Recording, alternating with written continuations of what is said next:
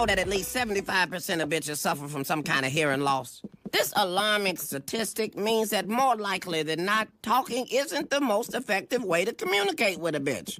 That's when you have to hit her. Whoa, what? You tell her what you want her to do. If she say no, hit the bitch. Simple. But I couldn't hit Sarah. I couldn't hit any woman. Has not hitting the bitch been working? I mean, scientifically speaking, has not hitting the bitch achieved the desired results? Did I crack up with that every time? That's still good. That's still good stuff, Oh man. my gosh, bro. That's still good some stuff, man. Ah, we're just gonna jump right into it. We got him down here Yep. Oh boy. already, What's up, everybody? Real quick. and the chats are already kicking. Yeah. Already, like I left and come back, and I was like, "Good Lord!" A lot of people, huh? People's been commenting for almost an hour already. Well, I just shared it in a couple places, so we'll see what ends Appreciate up happening, man. Appreciate it, man. Appreciate it. How y'all doing? We good. We're good, homie. G2. Yes, sir. Oh wait, there it is. G2. Oh, man. Comments going for G2. Man, I don't know that thing took off, bro. I'm gonna have to hold on. Which side is it? Right here. Right there. That's it, bro. I'm gonna change the channel, bro. Makes it easier, bro. Here's mine right here. I'm gonna go. I'm gonna play the piano a little bit for you guys, man. I wish I had the little audio in the back. It's not tuned. It's definitely not tuned, bro. So we can't. But yeah, man, living the dream. Living the dream, man. Ease. Oh, man. So it says Donk Master Jr. Well, Happy said we might be talking about some donks, man. So I had to throw that out there, bro. They used to call me Daddy Donk back in the days. Yeah. We'll get to that. We'll get to that. They used to call me MFer. Oh wait, they still do. Oh man. What's up, Ryan? That's awesome, bro. Dalton. So everybody's in here. So you're a Floridian. A true Floridian, yeah, true Floridian. Born and raised. Florida, never left anywhere all my life. So true Floridian. True Floridian, true. That's G2. But you're looking for property a little north, right? Yeah, man. I got Tennessee, North Carolina, or Kentucky. It's gonna be in there somewhere. This is where I'm looking at right now. I'm trying to find a spot. Don't want too cold. Definitely don't want this heat that's over here, but just good enough to wear. I could wear my jackets, man, and stuff, man. I don't get to wear no kind of winter weather over here. Right. Man, I don't know. I don't, other than like, the coast on like some of the coasts that it's like nice year round. So like San Diego weather, I mean, it's like perfect. 60 to 80 degrees year round, and really, yeah, I mean, but it's so far away from everything. So far away, and then the price of living over there. Of course, you're used to living with old people. You're from Florida. Yeah, we get the snowbirds coming here. I remember the first time I told my wife about the snowbirds, and she's like, "One's in the chat already." Yeah, she's like looking through the trees and stuff. She's like, "Where are they? I can't see them." I said, "The people here. You see all these license plates and stuff."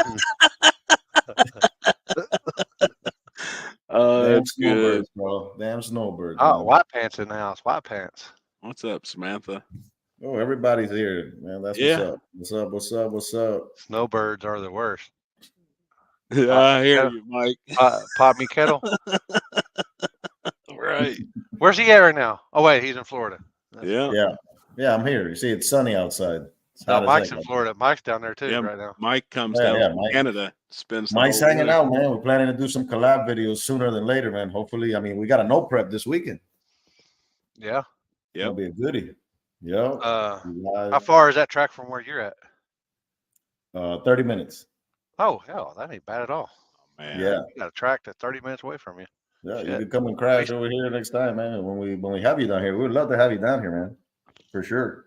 Hell, we used to have a track that was like 20 minutes, and I used to have a shop like 2 miles down the road from there, and it went belly up. Went sour? Yeah. And then we had another track that was like an hour away from me, and it closed. Now we have here is like the Motorplex and XRP, and they're all like an hour 15, an hour and a half away from the house. And the gut. Yeah, I definitely would like that. The gut's like 45 minutes. Yeah, that's probably your they're only open track, ain't it? Yeah, but they're only open like Thursday and Sunday. Yeah. Unless they're doing an event, but that's all they want to open is 2 days a week, which I don't know if I can handle the gut more than 2 days a week.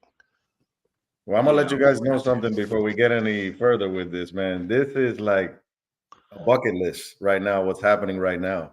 I looked at you guys for a long time. Never in my wildest dreams, man, did I ever think that I would be on this show. So to me, this is like a bucket list, like surprise. And then when I saw that you guys, had taken a little break, I said, man, it's never gonna happen. And now today, like it's like this to me, bro. It's like the pinnacle, man. So I appreciate it, man. Thanks, we appreciate you coming on. Yeah, we appreciate it. I'm the world's worst. I was like, oh shit, it's fucking Tuesday already. Shit. So we never can think of anybody. I never did. I didn't do nothing yesterday because I got busy, and then by the time I was going to do something, I didn't know if anybody did any street stuff. Yeah. I guess I could have brought Mike on with H-Town this weekend, but I didn't even do that. I said, message Victor. See if he wants to come on tonight. It's perfect. Bro, it was like I was actually working on the Donk when I hear the phone, started like vibrating, and I'm like, what the hell? Let me see who it is. And then it was Limpy. I was like, man, for sure, bro. You don't even gotta ask, bro. I'm gonna hop on this for sure, bro. So hold on one second. We're going. It worked out. And the comments. What she said? I'm not getting no donations, bro. Damn. They say I got a baby grand piano back there, man. It doesn't work. Oh, she didn't like it? I guarantee she did. The old lady's already asked me. She goes, do I need to get the machete? Right. And I said, for what? She was like, who you got on tonight? And I said, Victor. She goes, do I need to get the machete? I said, no. Not Victoria. She's like, Pizza Hut's calling your phone again. I'm like, don't answer it. That's spam card. Man. That's a spam call. Wow. I'm kidding. Wow. Kid people. I joke. Smoke them if you got them, people. Yeah, Matthew. We will be at PRI on Thursday. We'll be there all weekend, man. Yeah, man. I'm trying to see if I make it up there. Definitely, I want to put that on that's a bucket list place I want to go to too. You've never been? No. Oh man, you got to. Time. It's a good time. It's a lot of walking. We just find a place to chill and then just sit there and BS with everybody when they walk by. What's up, Robert? Really? Man, I mean, we do. You can walk it. You can walk it and see everything you want to see in one day, but we're there for the whole weekend. So, by the second day, we're just chilling somewhere. It's all the racers, everybody you could ever imagine or want to see is all in one building. Wow. So what do you guys see? And there's some shit in there that you don't want to see, but you're going to see it anyway. Yeah, right. Oh, no. I think we're staying in a room, but then some people stay with Jeff Thomas. He's got an Airbnb, and he's got that blocked off for quite a few people from Wednesday to Sunday. So people that are coming in town, they've got a place to stay. Oh boy! Well, actually, I talked to him this morning, and I got to figure out who all's staying in the house over there. You need to message him, Limpy. I know. This was our deal. Do you know how Jeff is? He said, hey, put in the group chat, figure out who all's coming. Where's Jeff? Where is he? No. I talked to him for an hour earlier. If that lady don't know where he is, then we got a problem. We got problems. Right. That's his sister Warden. But yeah, if she don't know where he is, then we got problems. I can't believe he sold the Ricky, man. Yeah, he's got so many cars though. I think the name White Claw was taken over, so he knew he better sell it before White Claw took over Ricky's name. Wow. Because exactly. None of y'all know the whole story of that, but when he got it, his sister Julie drinks White Claw. That's all she drinks. That's it. Really? And then he brought it home, and she goes, "Oh, it's white. We're gonna name it White Claw." And it's been to me, it's been White Claw ever since. And he told me the story. It's been White Claw ever since. So. Oh, so that's a inside thing. Damn. Yeah. White Claw. Yeah, but Jeff's all his car names are from Boys in the Hood. So. Yeah, that's what I've seen. Yeah, all of them are Boys in the Hood. It's pretty cool. He don't got anything from like just a name and menace to society. Oh, it's Boys in the Hood. That's right. Yeah. That's what Cuba Gooding Jr. Right? Yeah. Ice Cube. Lawrence Fishburne. Yeah, that's a classic, man. That's definitely a classic. Yeah, Matthew. Yeah, we'll be walking around all weekend. Nobody. Hopefully nobody wants my autograph because I can't write people. I'm illiterate. Do they allow a Segway in there? Can you drive that one of those little? No. They have them outside. You can rent them, and you can do all the because that's all downtown is. They do that shit. Last year, Julie can attest to this, and Jeff and Ken, Basement Ken. We've almost died.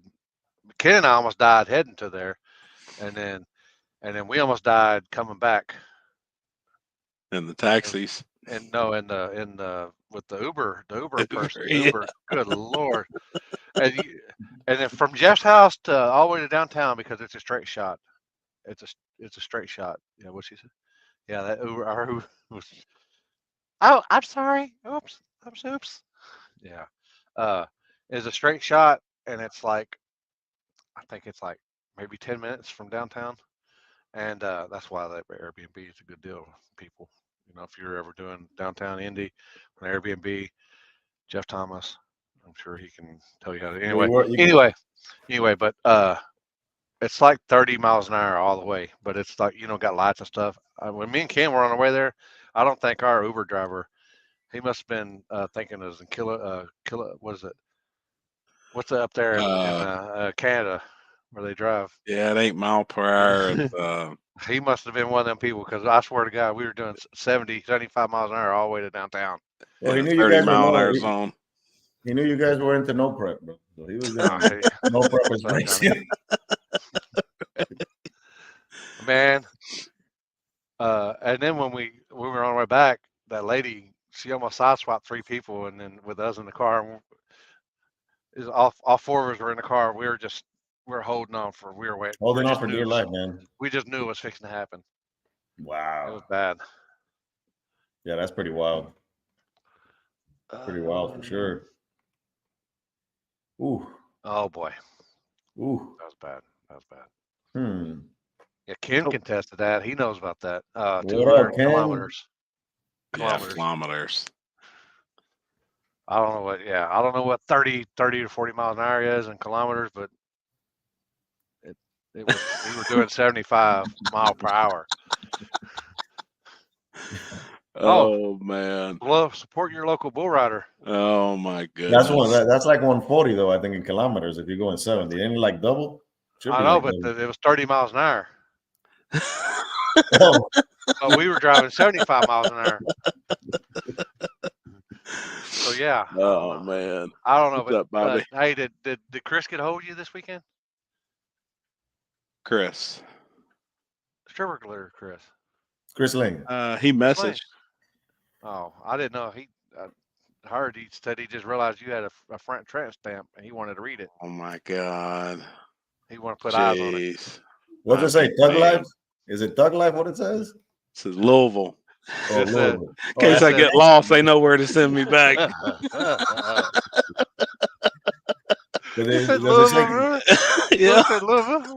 have the K? Does it have the KY too, or no? No. They know where to send me though. KY's on the back.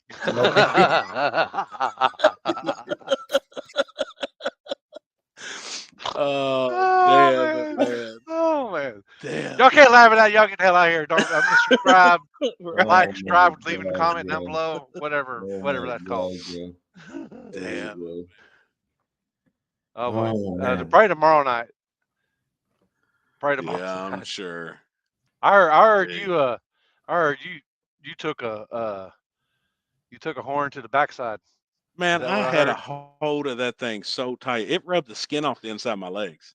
Just for that 4.5 seconds I was on that thing, it knocked the skin off my leg. One of the horns come That's what around, hit Kenzie Jason says in the too. mouth, busted his mouth. He's That's what Kenzie bleeding. says. That's what Kenzie says too. 4.5 seconds.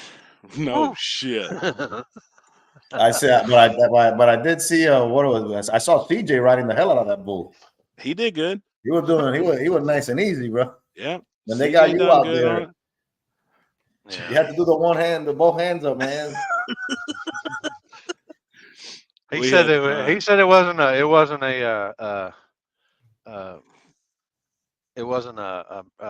roller coaster ride. What was it? Man, those bulls, they fight you for sure. Right? He Especially said, they can speed it up. They put it Oh, like real crazy. they had that that thing on shit like on granny real mode. crazy Oh, did they? for the adults. Hell yeah. Yeah, once they go left with it, then they quickly throw right, and then that's where. Oh man. And hardly anybody could make the second turn. Once it would stop and go back the other way, it was over. And then did he have it where you just do it on deal, or did he have the joystick? No, he just hit a button. Oh, okay. And then he could stop it. But that dude, it was wide open. When the kids was out there, it was all nice and easy. I was like, man, that ain't gonna be no big deal. Billy was the first one that got on it. We were all like, holy shit. Because it was on, and I didn't even sign up. That's the bad part. I didn't sign up to ride that bull. They put the guy put $20 in the hat and put my name on the list. Oh, and I was like, who was you that? asshole. Who was that? I don't know. And then Jeff standing beside me, and soon I'm Right, going, Jeff. no, I'm not going to ride it. I was like, I ain't riding it. Jeff said, you ain't got a hair on your bag if you don't get on without no shirt on. So then that's where it comes from. I wasn't even going to get on it, but then I had to. Well, they had a shirt contest. Some other guy didn't have a shirt either. I think you guys were competing with each other. I guess after I did it, then there was a couple other guys that said, "Oh, they ain't gonna wear no shirt." We're gonna let it all hang out, right? Jeez, man. I know, man. I know that will probably Chris. I have a background of your chest on his background tomorrow night. I can only imagine. They're preparing something for sure. Yeah, let me look for it. It says it's on Barrett's page. Did y'all see it? I didn't see it. I'll have to look for it. No, I mean I saw some clips of him and just they had him in some funny movements. It was the movements. If somebody got that on slow mo, oh boy, that's a problem. Oh man. So Victor, that's right, T-Bone. What do you do besides There's Chris. There's Chris right there. Yeah, that's what he's gonna look like when he's reading your Trent stamp on the front. He's gonna go Louisville. So Victor, besides racing, what else do you like to do? Music. Music.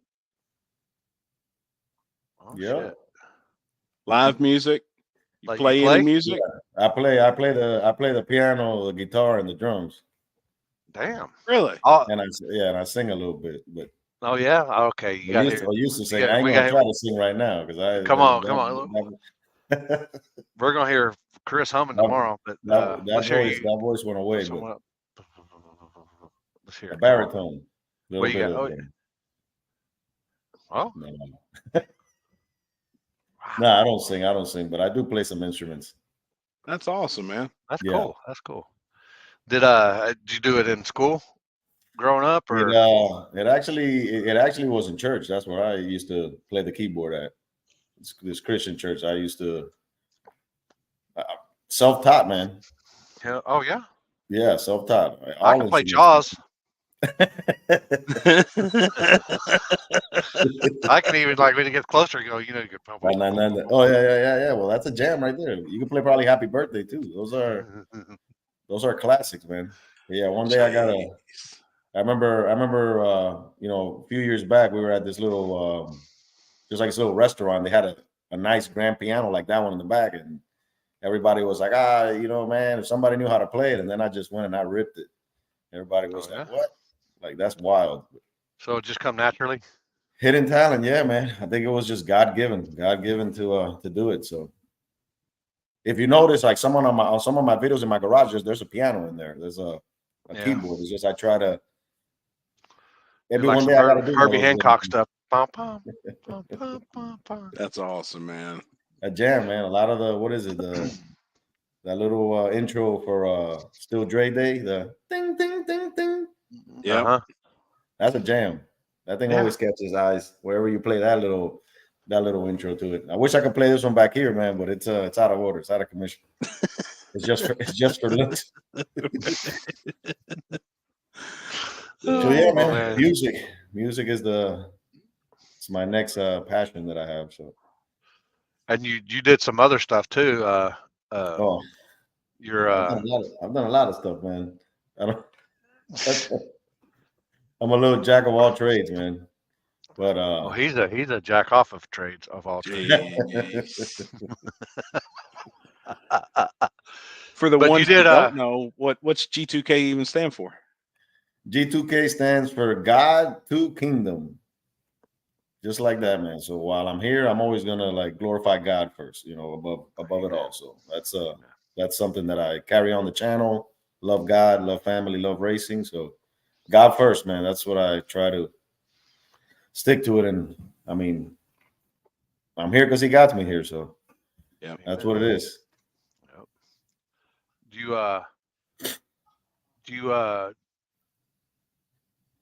I think I heard. Well, I don't know. Did I hear that you use a reverend or a pastor or something? Well, some people have called me like a street preacher, mobile pastor. You know, we have every Thursday night we go out to the local Walmart and you know, set the keyboard up. It's called, you know, and I play there. And if anybody needs any kind of prayer, we pray for them. We don't have a building or no kind of church. Everything's just like straight up mobile, almost like live streaming, but we do it in the Walmart parking lot. You know, the busiest place here in our town is basically the Walmart. So we go out there, and if somebody needs prayer, man, we're gonna pray for them. Yeah. What's the old saying? Awesome. If you're having if you're talking about the Lord with more than two people, or two people with more than 2 or 3 are gathered, He's in the midst. Yeah. Then you're preaching. So yeah, you're talking about Him. He's in the midst right now, and I think that we don't have to have like a certain spot or place. You know, as long as we worship, and like I said, I just begin to sing. It's a group of us, and we just let God do God. You know, we don't have any set agenda. We don't ask for any kind of money. All we want to do is, you know, be a blessing to the community. So if you need prayer, if you need any way we could help you guys with it, we just ended up getting our nonprofit like last year to try to build some affordable homes for people, and that's something that's related to the business that I do on a daily. But yeah, man, God's been good, man. So that's awesome. Yeah, me and you've prayed together a couple of times, man, and it's meant a lot to me. Yeah. And well, think about this is the 22nd episode, and you know how we talked about the number 22 and the 222. You know, it's all connected, man. Somehow, some way, God always shows up. So now, you know, anybody needs prayer at any of these events, I'm secretly praying for people that, you know, people will never see me doing it. So I always tell God, wherever you plant me, wherever you put me, then let me be a fisher.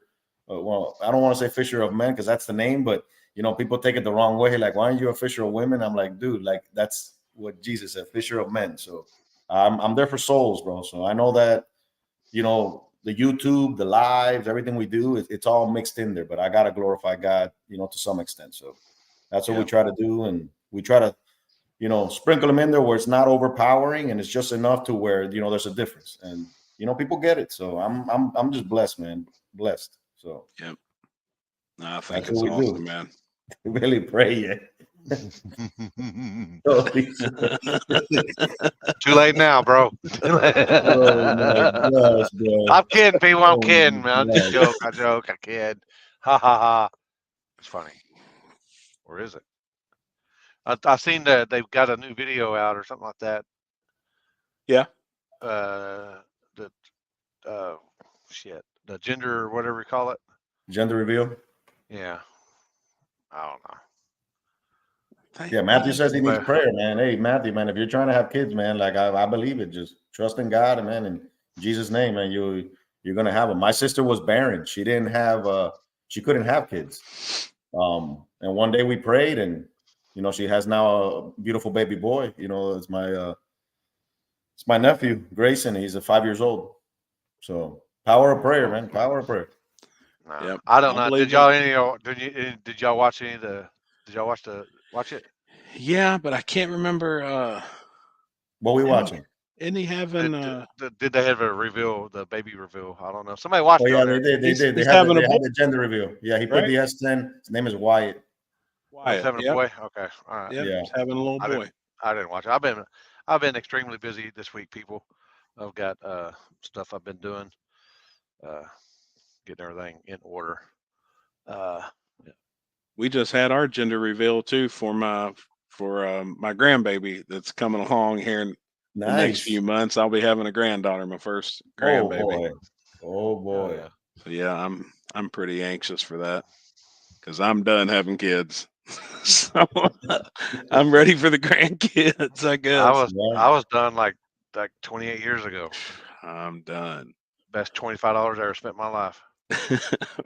Yeah, grandkids are something else, man. I have two. So do you really? Man, yeah, I got a boy and a girl. And my little granddaughter, she's gonna turn 2 now in Thanksgiving.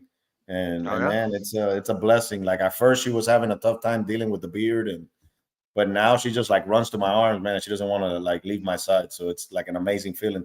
And out of all of them, like out of all my kids and everybody, she's the only one that when I fired up the Camaro, she got in it and she grabbed the steering wheel. She's like, and I'm like, and I told my wife, I said, look at this. Like nobody else wants to know about cars yet. She likes it, and she wanted me to take her for a ride. And the more I revved the car, the more she was enjoying it. She's only like, she's about to be 2. She's really 2 at the end of this month. So I was like, awesome. Wow, very different, very different. That's awesome. Yeah, I got 3 grandcats. That's awesome, dude. And yeah, my daughter's been with her husband. I mean, they've been together since they was 8th grade, but they've been married, I think, for 3 or 4 or 5 years, something like that. I can't even remember. I'm sure the wife will let me know here in a minute. But you know the dates, huh? Yeah, I'm not good with dates either. But I mean, kids happen to happen. If it doesn't, it don't. I mean, they've been together. Yeah, been married. 6 years. 6 years. Okay. So, Scotty, you're over there trying to make your first baby now. I hope you're not doing it while you're watching the show with us. That'd be kind of awkward. I don't know, dude. I heard my voice is kind of sterile. It makes people sterile. I don't know. That'd be kind of awkward. Unless you're Chris Lane. Oh, wow. Oh man. Scotty, bad timing, bro. That did not sound right. Oh, it's perfect timing. Oh man. Stay focused. We know what you mean, Scotty, bro. We know what you mean. Exactly. Damn, man. Gosh, bro. What got you in the cars? Man, since I was a kid, I was always heavy into like lowriders. I think growing up over here in South Florida, that was the culture. I mean, everybody had a lowrider, which was like either an Oldsmobile, a Buick. I had an Oldsmobile with switches, so all that whole vibe growing up, man, 13x7, Dayton's or McLean's, whatever was available, flaked out paint jobs. That was like the hangout, and everybody would just be like low and slow cruising. And it's been ever since that, man. From there, it evolved into Donks. Then, I got into like the more like Camaros and blower motors and big blocks and stuff like that, and small blocks. And, down here, we do a lot of like the Donk racing. That's what we were known for down here in South Florida. These guys were not buying like a 69 Camaro or a 70 Chevelle. They weren't fooling around with those cars. To them, it was either, like Monty SS's, G bodies, and a bunch of like these big old Donks. So been around that whole culture. In and out of like mechanic shops, where my like stepdad used to go to, and he basically just got me into that, man. Just bringing me along. So been ever since, man. I was 10 years old when I got into it, and 40 plus now. So it's been a while. Did you hang out at Miami Reds any back in the day? Yeah, Reds. I know Frank. Frank was a good friend. and everybody there. You got a Freddie in the back with Bow Tie South there. You know, he's got a beautiful like it's like a 61, like a red convertible, and that whole like group was what you would see on the street. I mean, we would gather up on a Thursday night, Wednesday night, and everybody would go. We would go from like shopping center to shopping center down here, and just load up the parking lots, man. And that's like the vibe, like racing. Like you would have the cars, but it was more like road racing down the road. Nobody was really, doing digs. That wasn't until, probably when I was like 16, 17, that then everybody started taking to the street. That should have been like probably like 97. Yep, that's about right. People would go out to we would go out to like industrial areas. That's like just like where I was at with Limpy. Industrial areas, we were back there lining up and big racing, which man, at those times, man, you still had like Mustangs out there, doing wheelies, man. Like it was wild to see them things, pull the tires out in the street. And there was a lot of fast guys, so we would kept on jumping from that, from place to place. I had a G body, or like I said, a Cutlass, and a little 305 in it, and thought it was fast at that moment in time. Like it's crazy how things have evolved, man. Like what we thought like 200 horsepower was like a lot, and if you had something like 300 horsepower, like I had a Terminator back in 2005.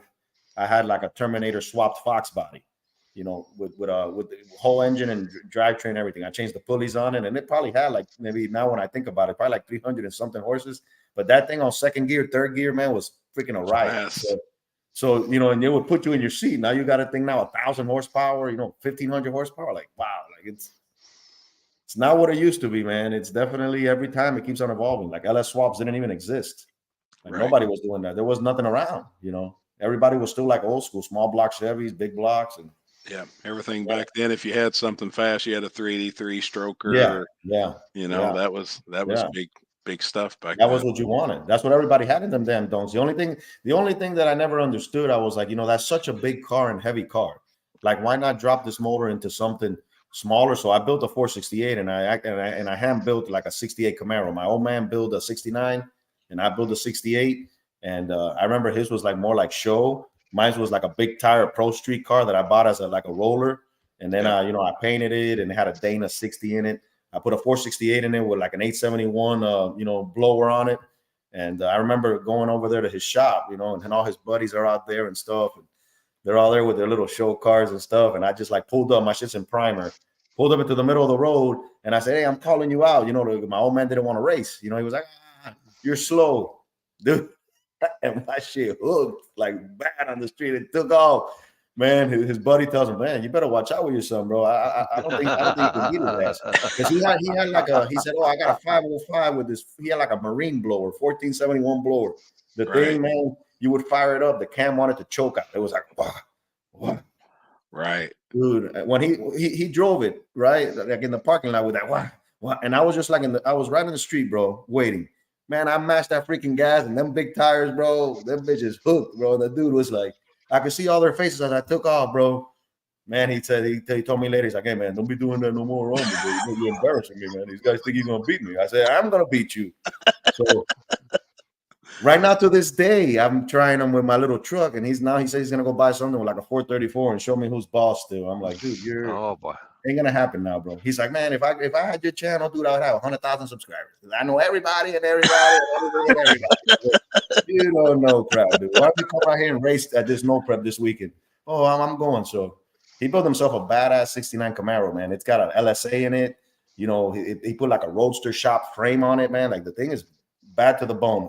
He got like the whole like the new Steyr generation, like a 6th gen Camaro. Took the whole interior, modded everything, dash, console. It's a badass ride, bro. But I told him, you ain't gonna drive that. All you're gonna do is cruise it around, slow and low, big wheels in the back, but you ain't got no power, dude. I'm gonna put you to shame with my little truck. And that's where he's like, man, I gotta build something. So never ending story, man. It's always like a little competition mode with me and him. That's fun though. And they're asking, what's up with Sleepy Joe? Sleepy Joe's gonna get a Hemi. I seen that.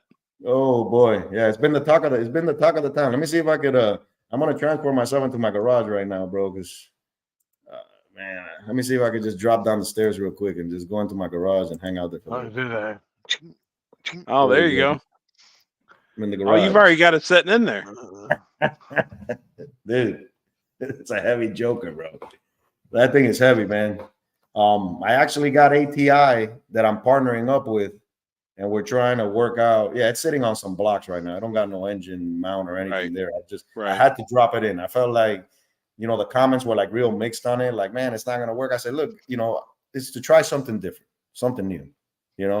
I've had like, I don't want to say death threats, but the fact that I'm putting a Dodge in it, I've gotten some nasty feedback from certain individuals, man. Like, I'm like, I didn't know that there was that much hate. Who cares? It's yours. It's yours. Yep. Who cares? I think it's awesome, and it's different. Yeah, that's what I say. I mean, if you really think about it, like when you pioneer something, everything is like, even I'm pretty sure when the guy who first LS swapped it, a Mustang, everybody was like, whatever, like, oh my God, I can't believe it. Especially the Ford peers.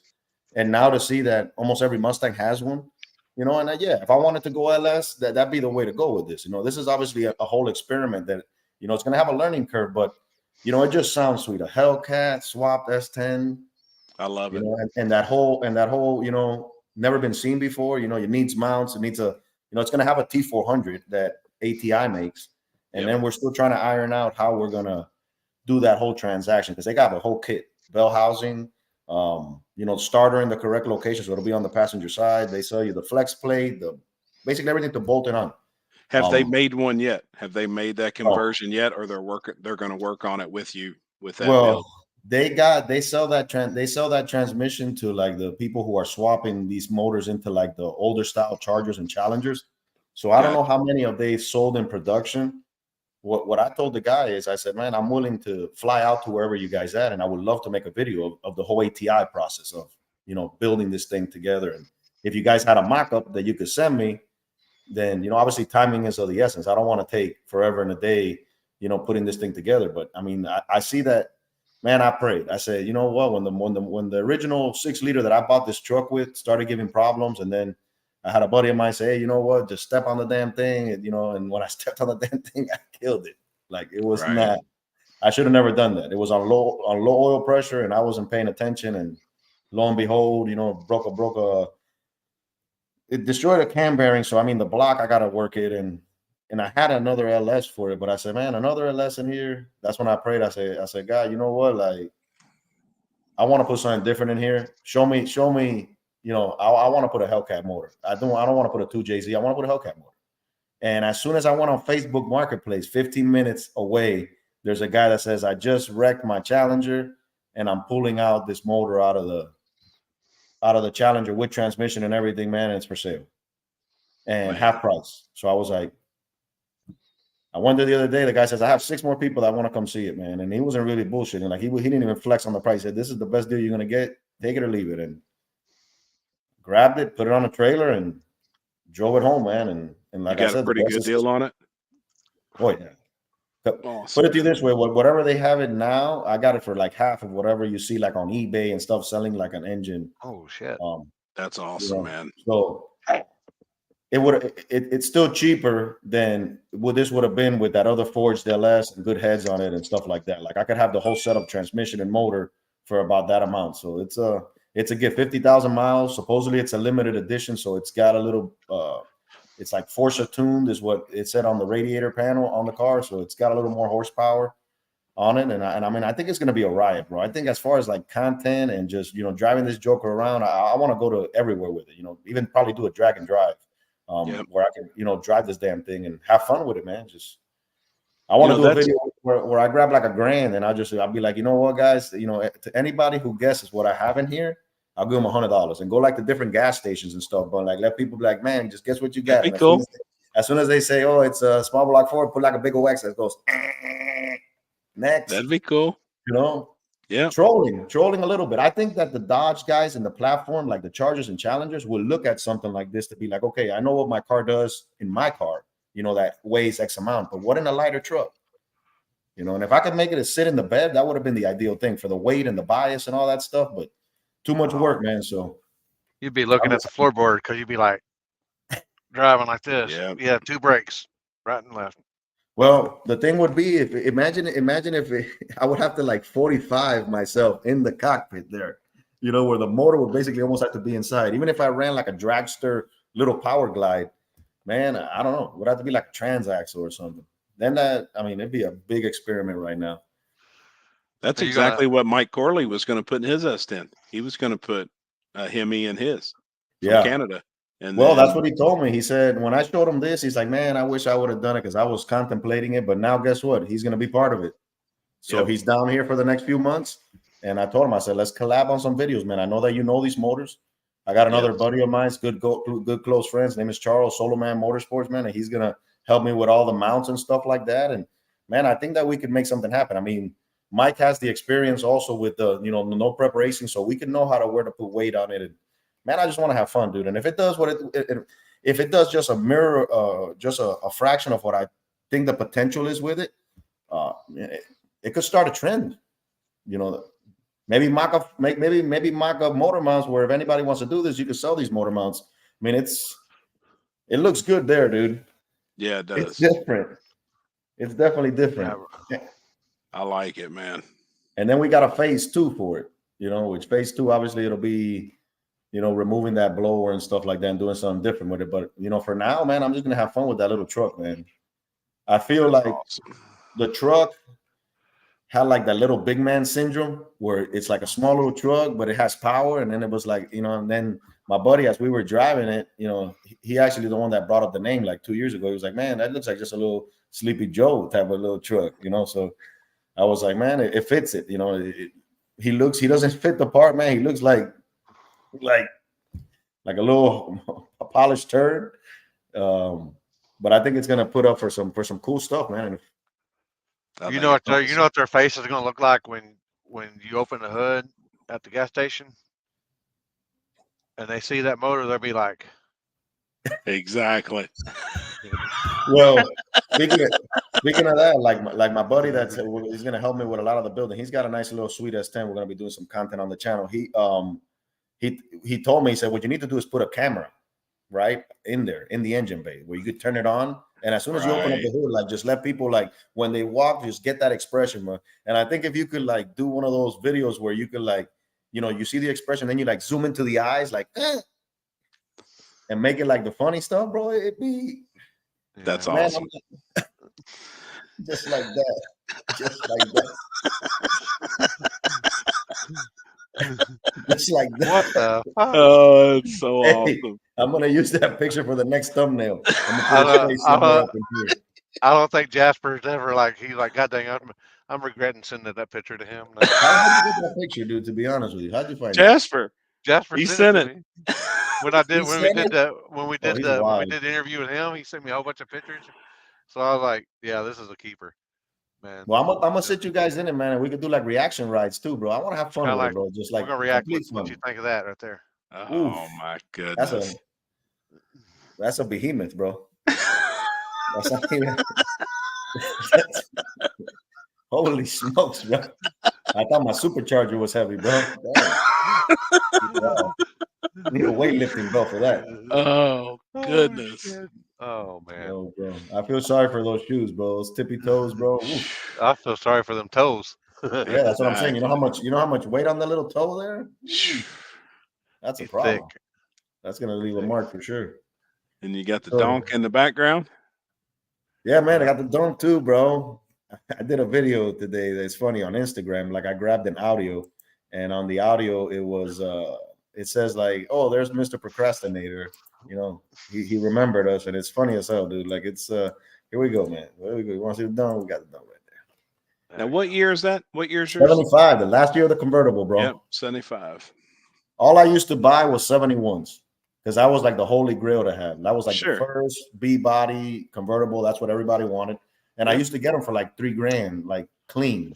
Back in I would say 99, 2000, I would call people out of state. I found this little town in Florida called Stewart, right? It's small. So every time I would call somebody, they didn't have online. Internet wasn't like it was. So I was like, hey, man, how you doing, sir? I'm here from Stewart, Florida, a little small town. You from Miami? No, I'm not from Miami, sir. I don't know. Oh, I got a couple guys coming from Miami. No, sir, I'm in Stewart, Florida. And then I would lay them down like a whole, man, I used to drive one of these when I was in high school. And, you know, I saved my money to buy another one. Oh, sure. Here you go. $3,000. Take it.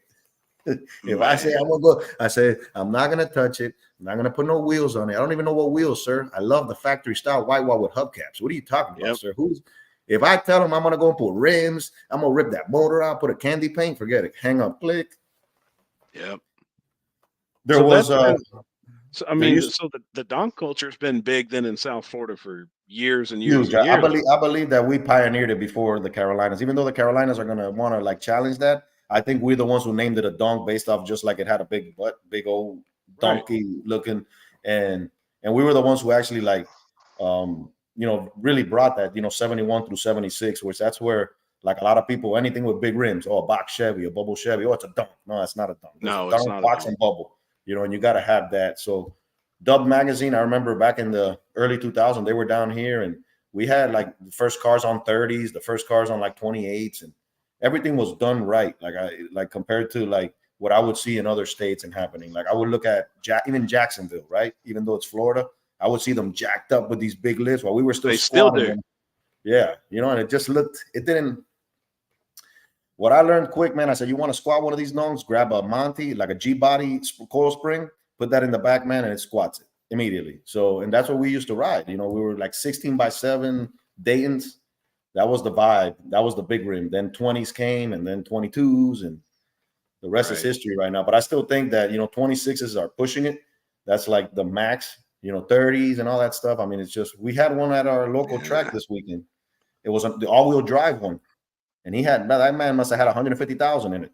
All-wheel drive, 30-inch wheels. He was there at the track. I mean, he spun off the line. I don't know how he did with all-wheel drive. And then he made a little lick.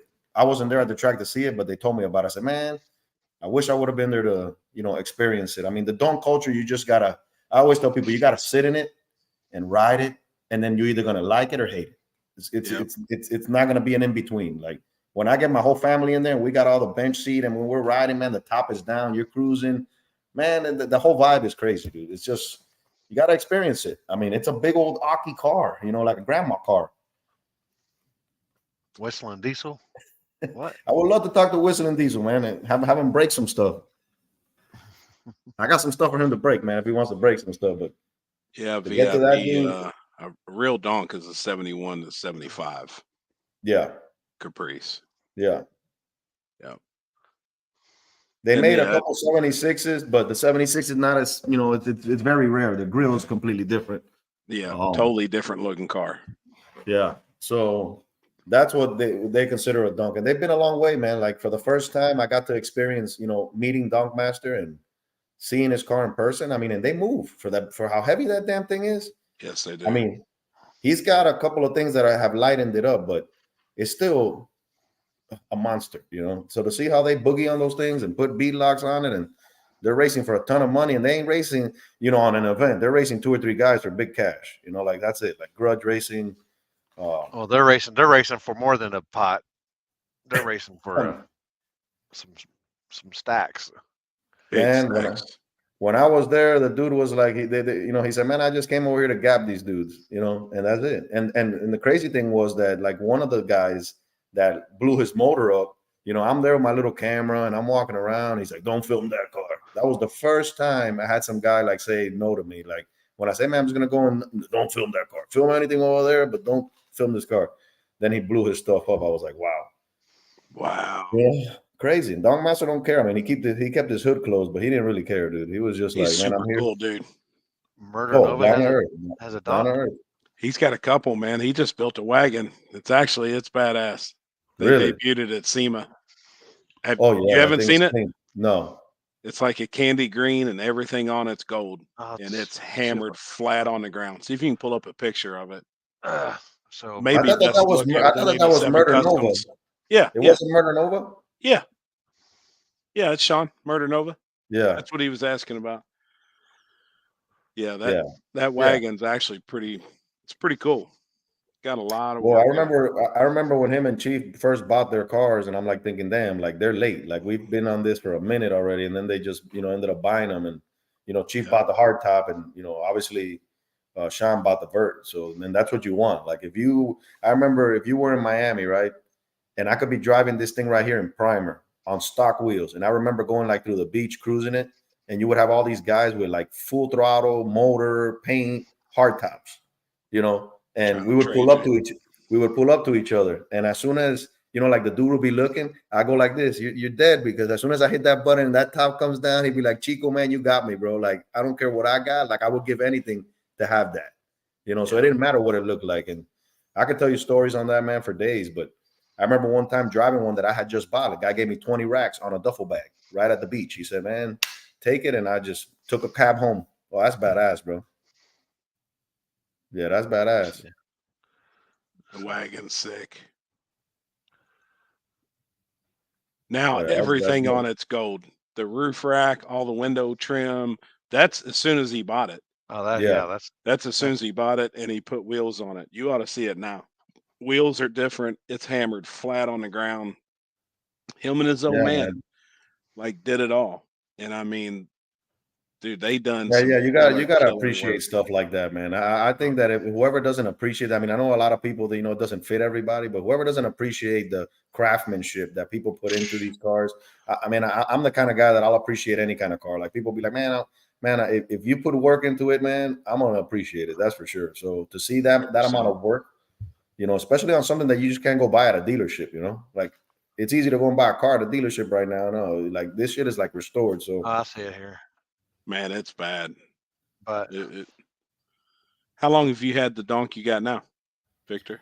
Well, if I tell you this story, dude, all right. I had the last Donk that I had, like, physically, that I bought for like a reasonable price, was like $7,500, was back in 2012. I ended up selling it for like 15 3 days later. Put it on Craigslist in those times, and, you know, people would buy it. Like, there was no sense of like, I see now 32, 35, 40,000, 60,000. Like, that didn't exist. If you bought something that expensive, you were getting, you know, raped. So, so to me, like, buying one for 20, 25,000, you know, that I would still have to probably paint and put wheels on it, because it'd be just like an original car. But, you know, when you get a car like that, it's always going to have like little rock chips or something. Like, you're going to want to like repaint it at some point in time. So I'm like, damn, I'm going to be 35,000 into this. Like, there's no way. I'd rather go and buy a Camaro, you know, or something else. Like, I'm not going to go and spend that kind of money. So again, prayer, man. I said, man, I remember one time when I bought one for $500 in this condition. And I told my wife, man, I remember, you know, when we used to buy them for like $500, like a bucket, and I would put a motor in it, do body work. That's what I did growing up. I worked at a body shop. So, you know, body work and paint, I used to love it. So I was like, man, you know, to find one for $500, that doesn't exist anymore. So one day, like a year and a half ago, I get a letter in the mail, and it says, your vehicle is in an impound yard. And I look and I said, what vehicle? And it says a 1975 Chevy. Bro, immediately I clicked. I had sold this car 8 years prior as a project. Gotcha. And dude was no longer around. And wherever this car was, the homeowner said, take it. A wrecking yard came, took it, and they got to notify the next of kin to be able to sell it, because they can't sell it without a title. So guess who they notified? Me. The lady tells me on the phone, she says, we got your car, sir, and if you want it, it's going to be like $500. I said, I'll be there right now. And I hauled ass over there, dude, and I didn't care what condition it was in. Got it for $500. Driving it home, bro, a guy at the gas station said, I'll give you $5,000 for it as is. And it was worse than what it is now. I was like, nah, dude, this is like my gift. So brought it home, man. It's been there. Like I said, man, $500 came back to me after, like, I want to say maybe close to 9 years since it was gone. So damn, man, I want one so bad I can't stand it. My stepdad calls me, and I tell him about it, and he's like, sell it to me. I said, I ain't selling nothing, bro. This could stay right here, right now. So long story short, what the plans was for it, I said, okay, I'm going to go and restore it and stuff like that. And then the more I thought about it, the more I said, look, I probably want to do a cool idea with it. I want to, you know, nice motor, transmission, drivetrain, you know, some nice wheels, but I want to leave the body like rat rodish. I want to like pull up and still look grimy and but like just be like, I used to own a rat rod. And I remember going to these car shows with the rat rod. It was in primer. you know, in a couple spots where like Jeff's truck. That's what my rat rod used to look like. And that would get more views and more people talking about that than a fully restored show car that was next to me. You know, I called the damn thing Frankenstein. So you imagine like this right here behind, just, you know, having a nice motor, but still having that little bit of rust pitting little stuff here, like not looking too pristine, you know, bumper still having a couple little spots in there, little hubcaps and stuff, or maybe put the 26s on it. And I didn't want to make it like a mockery where people be laughing about it, but I just wanted it to be like, dude, I'm not going to go and put 100K into this. Like, I'd rather go and buy a house. You know what I'm saying? And that's what I wanted to portray to, you know, to the world. Like, it's not worth spending the amount of money right now on it. I want to go and have fun with it. So if that means, you know, it's going to get a scratch, it's going to get a dent, I'm not worried about it. I'm going to pull up to the hangouts, pull up to wherever they're at.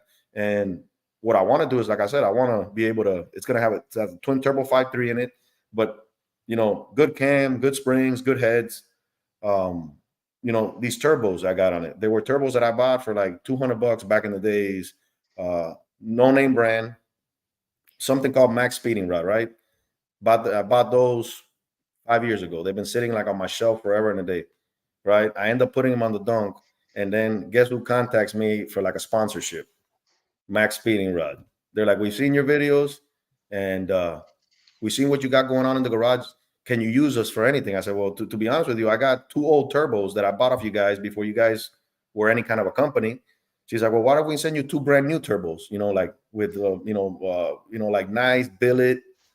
I said, well, send them. What do you want? She said, well, just talk about us a little bit. And I'm like, hey, you know what? Whoever's going to support me, I'm going to give them that time of day. Like, that's just it. Like, I'm not going to be like, oh man, I'm not going to talk. No, bro. Like, dude, not everybody shows love. And the ones who shows love, bro, imagine, like, I'm going to embrace it. So they gave me 2 brand new turbos, bro, and piping and all that stuff. So they're waiting for me to do a little video. And I'm like, holy shit. That's awesome.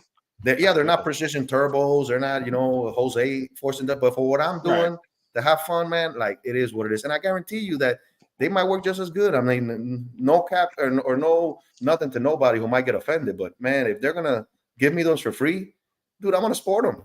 For sure. And I'm going to put them on my ride and enjoy them. Like, F that, bro. I'm not going to be here holding my breath. So just like with Sleepy Joe, anybody who wants to bring parts for it, ATI wants to come in, hey, I'm going to shout them out like crazy. I'm going to do whatever it is. Like, that's what it is. Like, you know, support your local street racer. They're going to support you. Yeah, you're going to support them. That's just, you know, one hand washes the other. So that's what you're supposed to do. Yeah. Yeah, man. I'm talking like crazy, dude. I haven't let you guys put one in. Oh, you're good. What did he say? My 72 bone stock wagon steals out a lot of looks. Yeah, I guarantee it, man. And you know, I like that rough kind of look. Well, that plus they don't make, you know, you don't see fucking cars, hot rods just cruising around no more. Everybody, I mean, at least around here, I mean, you don't. Oh yeah, it's lost. It's lost. It's like today I saw like this old 50s, man. The guy had like a chop top on it, and he was coming out of like the U-Haul with one of those little U-Haul trailers, and I'm thinking, damn, like that's badass, bro. Like if I had a huge yard, bro, I'd be a hoarder. I'd be buying all that junk, bro. Right now, there's a guy selling like a Corvette that looks like Cletus's Corvette. I saw it. He wants like $4,500, bro. It's a 89 Corvette or like a 90 Corvette, but it's already like a go-kart made. And I'm thinking, bro, this is like crazy. Like I could drive this thing anywhere. $4,500, bro. He's like 2 hours away. I looked at my wife and I said, man, I'm about to go buy this damn thing. It's got 2 little headlights in the front, little roll cage, no doors, 2 Kirky seats. Dude, with like a, what is it, like a multi-fire or whatever they had. They had like a TBI back in the days. Yep. Bro, you riding around that stuff, man. It'd be fun. Bro, why not have the fun while you're here, right? At the end of the day, when you're gone, what's going to happen? When I'm gone, this is going to go to somebody or whatever. They're just going to throw it away. My kids probably like, I don't want that junk. I want me a new car. Like, so I'm going to enjoy the hell out of it, bro. And I'm going to put it to you. Can't take it with you. You definitely can't take it, man. The only thing you could take are the memories and the experience right now that you're having. And if you're having fun with it, bro, like the more the merrier, man. Don't hurt anybody. Just do your thing. Stay in your lane. And man, like I'm telling you, bro, the sun's gonna shine, bro. I just want to ride in my little lane, bro. Yeah. Imagine me, you know, I want to put a hitch on this. And imagine this pulling the trailer with like Sleepy Joe and the Hemi motor and this thing twin turbo with the pipes and everything sticking out, man. Just pulling up to the show, bro. Like, what's up, man? I don't care, bro. Go out like a first round dog. I'm gonna have some fun with it. Hard tire, big tire, small tire, I don't care. Big rim, I'm racing everything, you know, and I'm gonna be live. So, like, that's the vibe, bro. That's awesome. That's the freaking vibe. At the end of the day, bro, this sport, if you're not having fun with it, bro, it becomes like numbers and stuff. And it's like X's and O's, X's and O's. That's it. Yeah. No, dude, let's go back to primitive, bro. Have some fun with it. You know what I'm saying? We can't win them all. Oh, that's a loser's man. Dude, I don't care, dude. I'm gonna go out there and like I told these dudes and whoever's on this chat will hear it. I said what I had planned to do was I was gonna get Sleepy Joe at one point in time to just like do wheelies on command. I wanted to just be able to pick up that front, and I said in Dig or Die, imagine I wanted to just like, man, whoever's here watching the Dig or Die, they're gonna get this plan. But I said I want to come out, maybe out to like the 100-foot with a wheelie, and then drop it and then pull off, But then when I pull off, bro, I wanted to like grab an underwear full of chocolate pudding, bro, and just toss it out the window. Where everybody sees it, right? Where everybody sees it. Oh man. Oh hell yeah. I love it. Oh shit. Let everybody freeze, right? And I wanted to toss it so hard so like it gets stuck on a tree or something. It's got to get stuck on some kind of tree, bro. And then I was just gonna cruise it out, Let the guy in the motorcycle or the guy in the ATV or the track crew, whatever, go and see what I did, bro. Hey, you can take me and Happy. You can take me and Happy on the back of it, and we'll ride on the back when you're doing the wheelies. Oh, that's it, bro. That's it, bro. One in the front, one in the back, bro. Holding hands. I'll sign. Like, I'll sign with my left hand on the waiver. Exactly. Oh man, dude, bro. Hey, all you gotta do is you guys gotta do it. Like I don't know if you ever seen the movie Thelma and Louise before they run off the cliff, bro. They hold the little hands. And that's all you see, and then they fly out. You gotta be in the front, let me in the back. I'm gonna lift the bitch. Throw the underwear. Damn, oh, bro. Man. If I throw that underwear, bro, wow, bro, that underwear is gonna fly. Imagine the guy in the motorcycle, right? The guy's cruising, and he just what's he gonna walkie-talkie? What's he gonna say? Hey, what happened over there? What was that? It looks like an underwear. It's a BBD. Remember the ones with the blue little lines? The blue. I don't even know if they make those. The blue and yellow lines. Those BBDs. Big old BBDs. You get that chocolate jello, bro. Can you imagine him looking at you with his mouth open and thinking? Well, you know that all the media. Live, maybe I know Ken will be there. If it's Dig or Die, Ken will be there. He'll be zooming in, trying to see what's happening. The truck is there stopped. And all of a sudden, these big britches, this wide comes flying out. They're just gonna fly out the window, bro. Fly out the window, dude. Fly out the damn window. Right that bitch to the end. Let everybody. What happened? What happened? Why'd you let go, man? He goes, man. I shit myself. I skeeted, bro. Holy smokes, man! I'm telling you hey, whoever captures that video will go viral, bro. All you have to do is, bro, man, in an S10 tosses an underwear out the window, bro, and heavy, bro, heavy, a lot of pudding, bro. Just like, imagine that, bro. Oh my god, that would be good. That was gonna be my introduction to no prep racing. That's where I wanted to come in. I was gonna come in and do that whole shit show, literally shit show. But happy to donate his underwear for that. If you're a 48, bro, we need a 48. It's gotta be big. Roll it like a football and toss the damn thing out. Oh my! Hit a tree while you're at it, but hopefully nobody. Right there. That's what you need right there. Bro. Holy smokes, that's what you need right there, bro.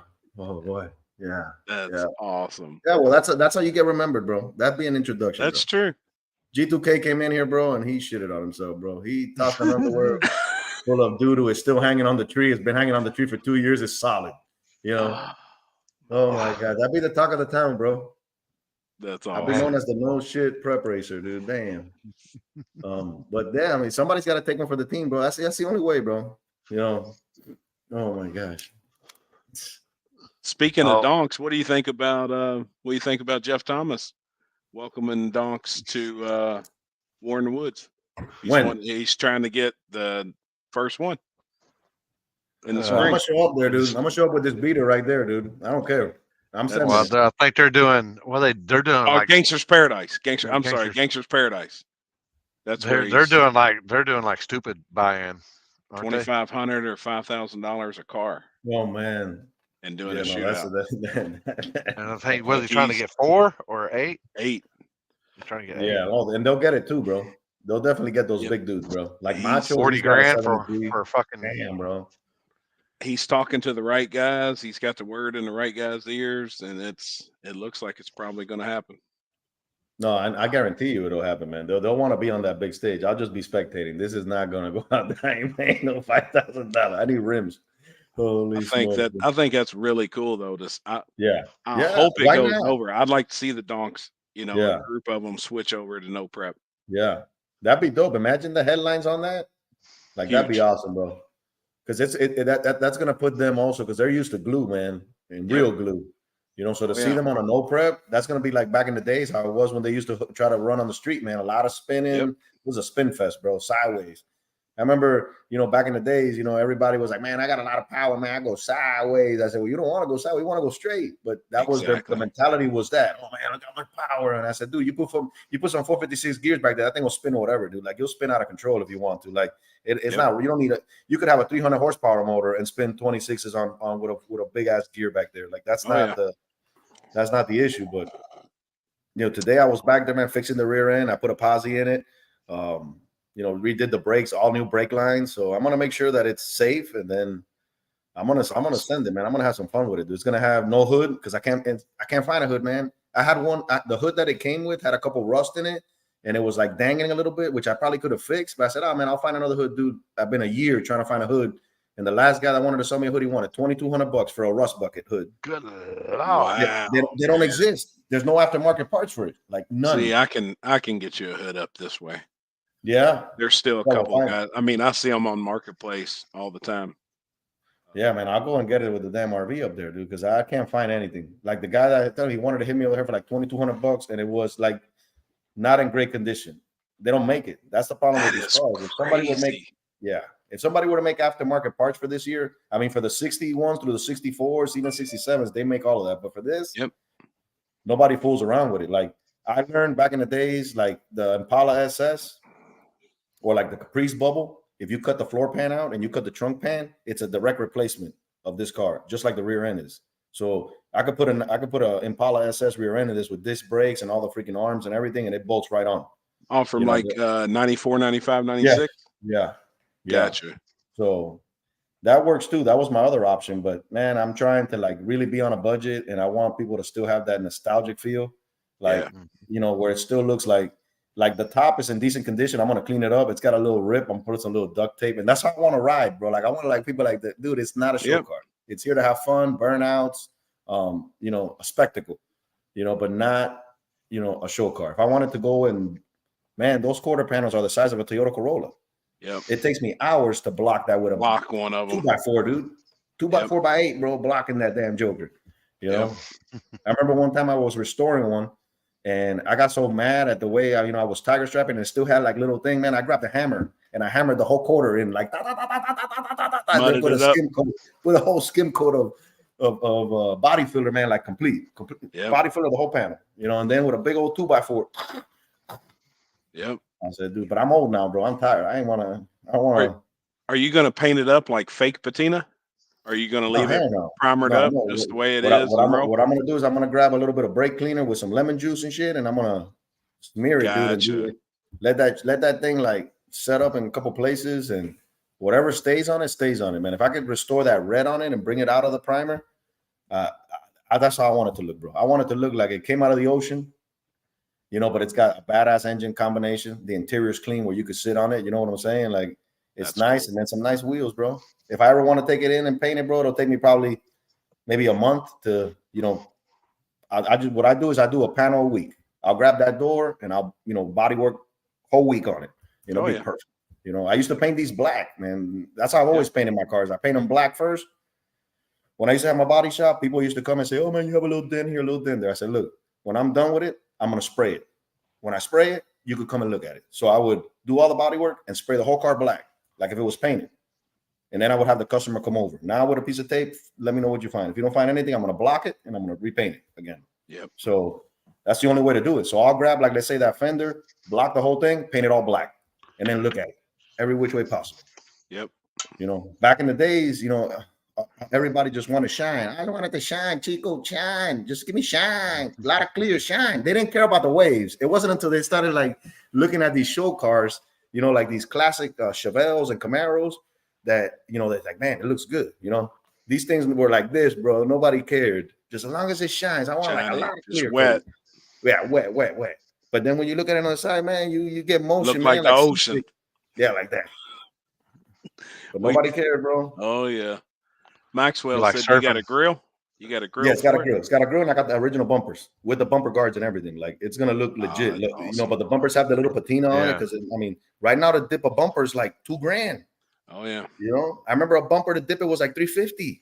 I'm like, dude, I cannot. No way. Yeah. Send it to Whistling and Diesel to go into the ocean. Exactly.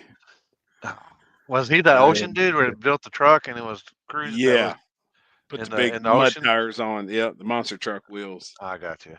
And if you think about it, bro, that the views came because of that wild stuff, bro. And it's crazy, but that's where like the stuff is getting catered to. Like, it's wild to see. You know, you get that and that gets views. You restore, immaculate a car and nobody cares. You know? No, I agree. Yeah. I mean, him dropping cars from the crane and blowing stuff up and running stuff over. I mean, it's.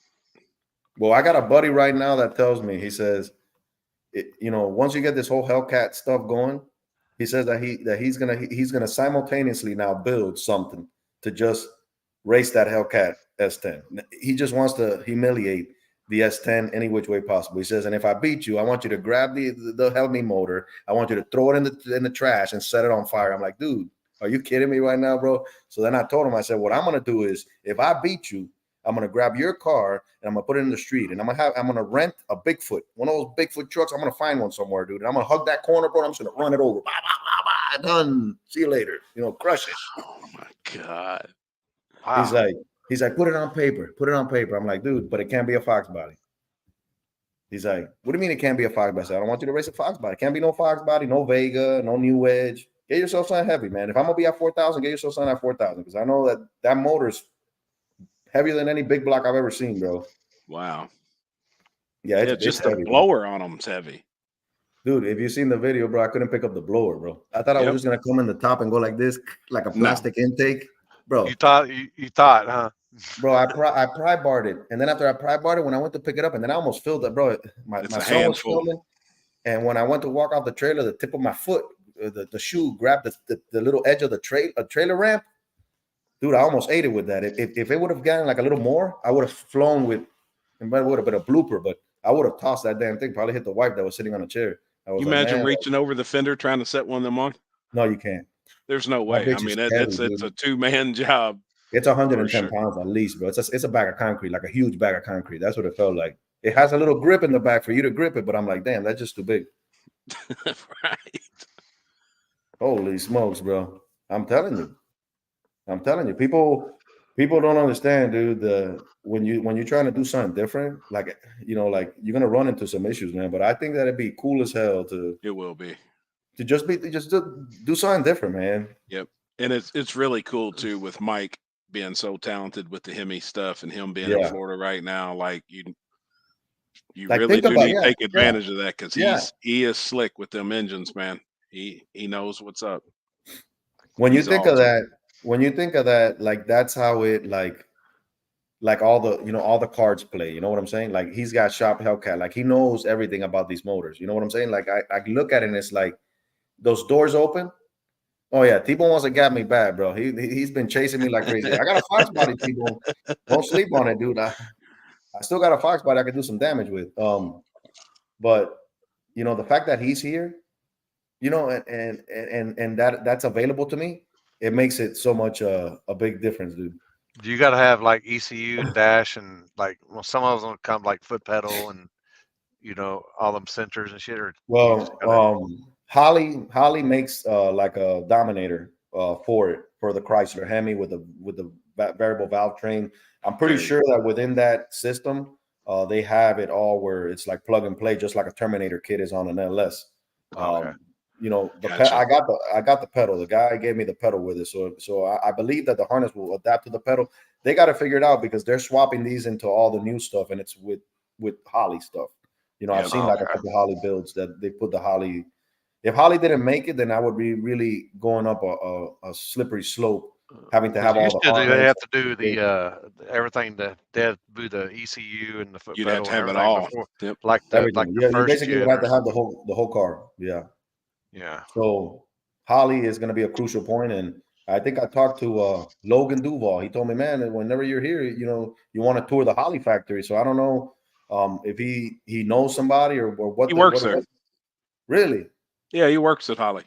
Well, so he told me, he said, whenever you're up here, you want to tour the Holly, you know, factory. So I said, man, if I could tour the Holly factory and then shout out them for that ECU, man, it'd be huge, dude. There'd be so many people involved. Yep. And that's what I would want, man. Like I would want everybody, you know, as much as possible. I was gonna do some stuff on the channel to just say, you know what, guys, if you know, if you guys want to, you know, like depending on what you guys want to like sponsor the truck with, you know, I want to make a wrap where I could put everybody's name on it, you know, and the whole truck be wrapped with all the subscribers' names and everything, bro. Like everybody, you know, like if you want a big piece, then obviously I'll put you on the hood. But I think that if everybody were like to come together, man, it'd be huge, bro. It'd be like something for the internet, like something that would take it by storm, something, you know, of that caliber, you know, Hellcat swapped and whatnot. So people, I don't know, man. Sorry, I'm gonna pass an offering plate, dude. Little collection plate in a little bit and start taking the stuff. What's up, Caleb?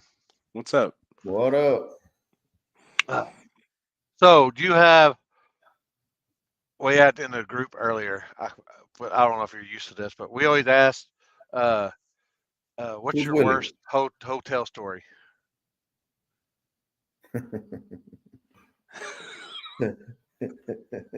Well, I got two. All right. I got two bad ones. Well, all right. The first one, back to Dig or Die. You know, I've been going there consistently, right? And we've been staying at what the hell was it? You know, there's like a Windham there. You know, it's like a main nice elevator. That was a time that I learned to not really stay in hotels that don't have an elevator.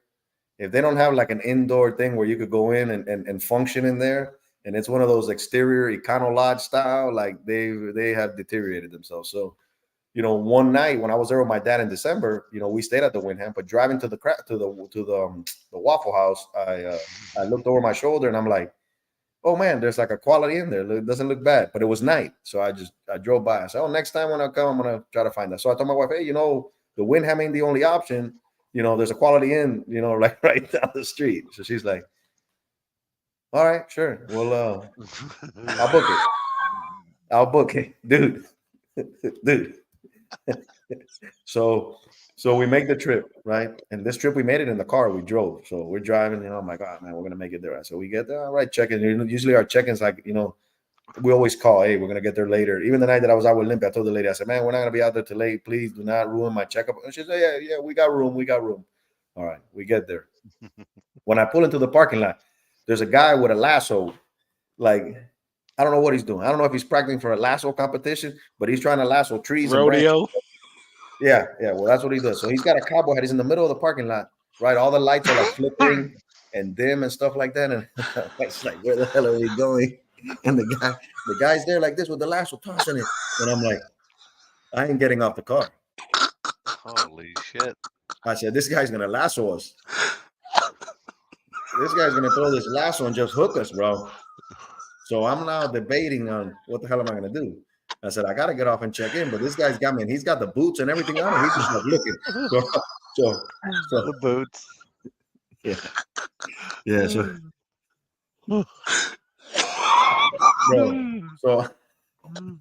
drive forward. We're making eye contact, bro. The guy's there with the lasso. Bro. Let me see if I can stand back, dude. Hold on. I mean, he's there with a little lasso, like, oh shit. That's gonna lasso. Dude, so I'm posted, right? And you know that, you know, when I get to like a hotel, I'll pull up, you know, you let your wife out, she'll go inside, do the paperwork, you know, you look for a place to park, then you get all your bags on, you gotta go. But now I'm looking at that there is no elevator. This thing is out in the open, out in the wild. You know, you got a guy. When I look at a guy, I got two guys smoking a cigarette right on the balcony, and my room's in between. And I'm like, so now I got the lasso guy. I got two guys up in the balcony, and it's like midnight, you know. So we back it up, and I go right into the. We park like right close to the curb. Now it's not, hey, honey, get off and and go do your thing. No. Now we're all three together, like tight. I said, if he's gonna lasso us, he's gonna have to throw that lasso real wide to catch like a bull. We're all together. So now I'm walking. I'm acting all hard. I'm looking at everybody like just like whatever. So she goes in. We get the room. The room is on the other side, right? The guy in the lasso, he's still lassoing in the whole parking lot. He's trying to lasso mirrors, rearview mirrors. He didn't care, bro. I felt like asking him what the hell was he doing. I wanted to say, man, like practicing. Yeah. Well, and he was doing like little jumps and stuff. So I don't know what the jumps were for. He was like, he's riding a horse. Riding a horse. He might have been riding a bull. So I'm like, holy smokes, bro. So, all right. So we go, mind you, we go up the stairs. I got to drag all the bags and everything. And then the lights are like flickering, that cringe look. So I told my wife, stay right here. So I walk like forward and I look to my right, look to my left, like make sure, like, because them, you only got two sides on those hotels. You got these doors and you got this door and you got a little walkway that's in between, like a certain span. So I look over, she's like, oh, all right. I said, no, nothing. Right, come. So we go, get to the door, right? Door's open already. There's no sticking a key. They gave her a key and then the room key ain't even working. So now. But the door's already open anyway. Yeah. The thing's blinking red, but we need a key because I'm like, eventually we're gonna need a key. But like I push the door, the door squeaks. I'm like, all right. So the furniture in there is psychedelic. Like everything is like one bed is a two bed, two queen beds. One bed has like a black, headboard. The other one has like a beige. It looked like it had just gotten put all together from like a thrift shop. Like, they grabbed the lamp, they grabbed the table with two uncolored chairs. So I told my wife, hey, just let's go in, let's make it through the night. She's like, this place sucks. I'm like, I know, but let's make the best of it. Let's just try to work it. So when I walk in, like the door, the connecting room door, that bitch is loose. Like that thing is like they've kicked it, right? So she's like, honey, the door. And I'm like, the door's fine, babe. Like, it has a deadbolt lock. No, not that door. Have you looked at the front door? Dude, the front door had like 6 deadbolts, like inside, like little keychains and hooks. And the bottom of it had a kick plate and it was twisted. So the door wouldn't even close. The door was broken to begin with. Like somebody had kicked that door like a raid. Like they raided that joker. Bathroom, the baseboards was all off and all full of mold. Like they had just like, good Lord. So now we're looking at each other and I'm like, well, and she's thinking. She's like, tomorrow I got to stay in here, for the majority of the day while you go out to the event. Like, this is not comfortable. And I'm like, damn. So now what do we do? There's no bookings, there's no stuff. So we were stuck in a bad situation. The water, when you opened up the pipe, like everything was like, and when you look at the top, it's just like squirting, but barely, like, I'm like, nah. Then I look at the reviews, it's like a 2-star, it's not even a 2-star, it's a 1-star. So that was the nicer one that we stayed in. But recently we went to this Lake Cumberland Dragway, and I know that you guys have seen. I reacted to that video. You guys have seen Casey Max's issue. So as I'm driving that way, I'm thinking to myself, I'm saying, I hope that's not the hotel we're staying in. And I'm like, hope it's not. Then he said something, don't stay at the Lakers Inn. Well, guess where we're going? To the Lakers Inn. I get to the Lakers Inn, and the lady has like a bulletproof, just like a wall. So with like glass and everybody, right? She can't even communicate. She's talking to me through the glass like if we're in prison, like, hey, how you doing? So there's about a crack on the thing, just enough to slide the card, just enough to slide your card and the room card.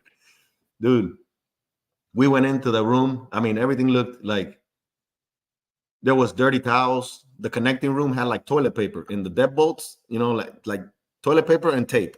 That was like your deadbolt. Like you could literally poke it with your finger and look into the other room because there was no other door connecting. The bathroom had like a used soap. All the towels were used. Like it was. Well, they're trying to save money, man. Trying to save money. It was the only hotel in the vicinity. and it was booked. You know, you got like everybody staying in this damn rat hole, but just the vibe of it, man. Just the dude, the soap was like sandpaper, if that makes any sense. Oh yeah. Like it looked like it had got dry. It looked like, like you got like the hand cleaner, like Gojo, that like some lava, some lava hand soap, bar soap. The Agent Orange or whatever it's called, that with the you nailed it. The pumice and stuff in it. Dude, speaking of Hank Hill, bro, there was after I went to the McDonald's, right? And I'm sitting down. And there's like these 6 old men coming, right? And they're talking to each other, bro. And Hank Hill, bro, that guy he looked like Hank Hill, and his voice was spot on like Hank Hill, bro. Like, hey, where you gonna get, dude? My son didn't understand what I was doing. I said, I'm recording this dude, and if you could hear this audio, dude, if I could find this audio right now, bro, that I have here on my phone, like I recorded the guy talking. And if you hear him, it's Hank Hill, bro. Like it's 100%. But dude, so the room, all right, once the whole hallway, like to get in there, they have like a little closet, and I opened up the closet because I was nosy to see, bro, and it looked like somebody, old mattresses, like just like some dude was sleeping in there squatting.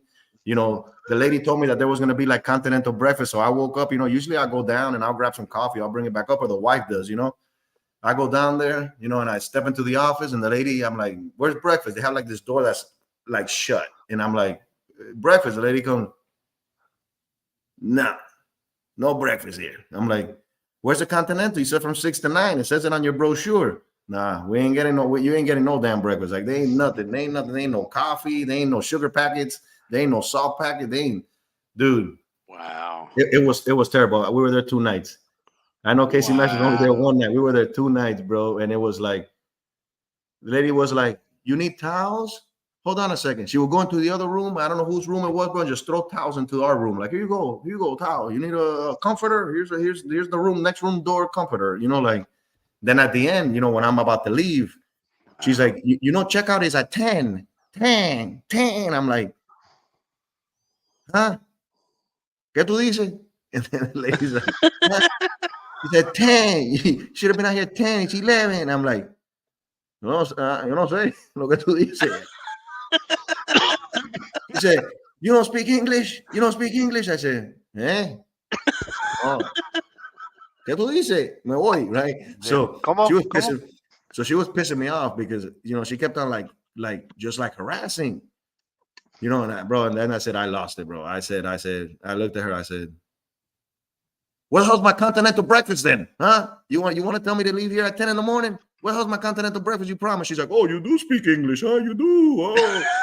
I said, yeah, and I'm going to leave a badass review for sure, dude, because this place is trash. I don't like your tone, sir. I said, this place is bad. Casey Max had a snake in his room, bro. They had a snake.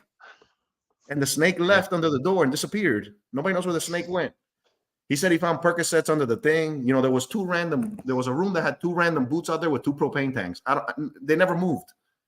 People came in and out of that room, moved out of that room, and new people came in, and the 2 boots with the 2 propane tanks stayed there, bro, the whole time. I was like, this place is the devil, bro. That's where they're making that get right. Bro, exactly. When I read the reviews after, when I took the time to read them, I was like, dude, this place was bad. Like, this place was not what it is. So I think I talked to Billy the Kid. I said, where'd you guys stay, man? Because I know you guys stayed somewhere. He said he stayed somewhere else, and he said he was he told me he told them something. I don't know. He was with a street outlaw or something. They gave him like a suite somewhere. Like, they got a better hotel room somewhere. I can't remember the name of it, but I said, man, next time I come in there, I'm gonna go to that hotel and I'm gonna say I'm with the outlaws, and I'm with somebody. I'm with every outlaw you could probably think about. The people. No, it was bad. They called it a glory hole. Well, they had a room that would, like I said, when you walk into a room, and that connecting room, dude, has no locks and it's taped with toilet paper. That's crazy. What I did is I went to the room next door, and then when I looked at the room next door, I see that it's all like storage. So I said, well, they have this room for storage, so I don't think nobody's gonna kick this door down. But if I would have told my wife that this door could just open sesame, forget about it, bro. But then we had no choice. That was the only thing we had, man. And then to get the Hank Hill guy at the McDonald's, man, that took the cake. Hank Hill, dude. I gotta find this guy, bro. I gotta find this guy because if you guys hear this guy, you guys are gonna agree with me, bro. This guy is Hank Hill, bro. I'm just gonna put the audio of him when he's like talking. He's like, "Well, I don't know what we end up getting. We're gonna get something." I'm like, dude, is this for real, dude? Oh man. What do you say? Great show tonight. Oh boy, look out. Look out. Oh, what you got? We got child abduction. Hold on, mine ain't Wilmer, going Texas. off yet. Oh man, you Wilmer, got that. Texas. Where We the got hell a is 2007 Chevrolet Tahoe, Texas license plate. Kevin Victor Zebra dash. Oh my gosh, bro. Victim is 10-year-old Hispanic male Ian Aguilar, who is last seen wearing an unknown. His name is Victor? Wow. Yep. What are the odds of that, bro? That is wait, his last name with Juan Aguilar. Victor Juan Aguilar. Yeah. Wow, bro. I'm telling you, man. That man, dude, is this guy, dude? You gotta hear this guy. Let me see. No, don't sit there. Watch. I'm trying. Look at this guy right here, bro. See if you could. I got the. Oh no, you're not able to see. I'm gonna have to text it to you, but watch. Let me see if I can hear this guy. Let me see if you can hear him. Let me see. Watch. Where's the microphone here? Watch and see this guy talk. Come on, talk, man. He ain't talking. I'll tell you when he talks. Come on, guy. I got you talking.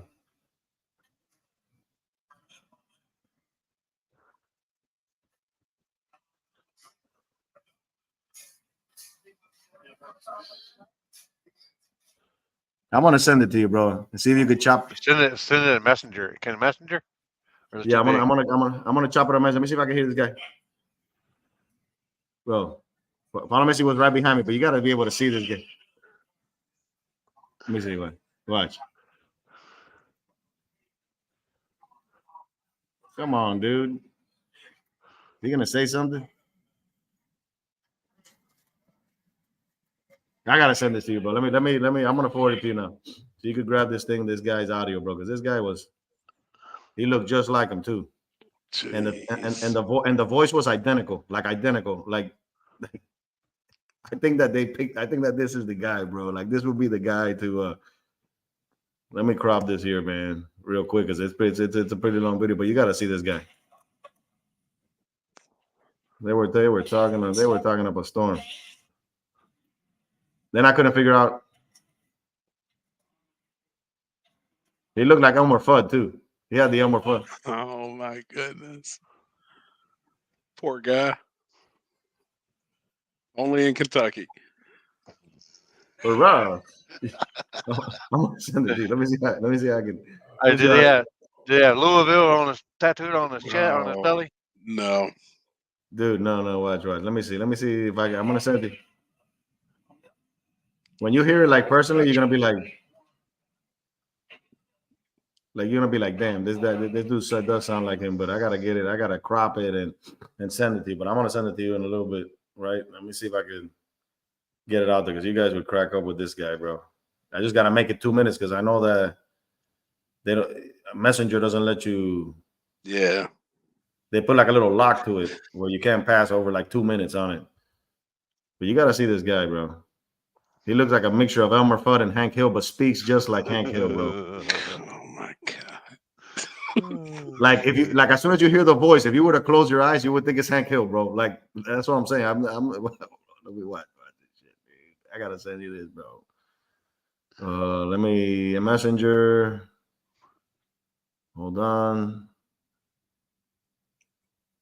He talks like, hey, you gotta get it, bro. All right, here he goes. He's gonna go to you, but you're gonna tell me if you hear the guy's voice, man. Like it's just like I said, but in order to get his audio out of there, here we go. It's preparing. It's about to go and shoot it to you. Oh, man, it's been a crazy night. Peter Griffin. No, I just had to look it up, see who it was.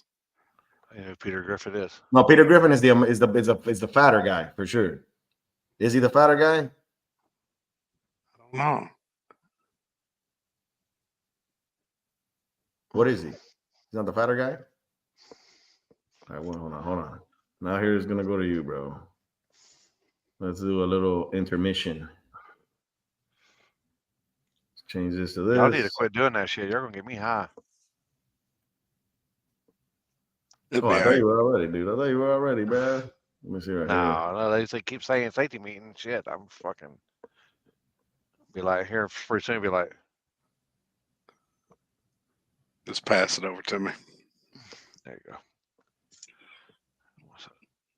Dude, like, listen to this guy. See if you could get some of watch. It's sending now. I'm gonna try to give you the rest of it. I'm just there sitting, and you can see the guy in the background. But just when you hear his voice, because it's like little clips when he opens up his mouth, it's really hard to hear. But as soon as you get it to like hit, you'll see like, man, like that dude does sound like if you like get Hank Hill's voice, if you get like a little clip of his thing just saying anything, like hey, and you get this guy, man, this guy took the cake. So it's one little bar. It's about to go, bro.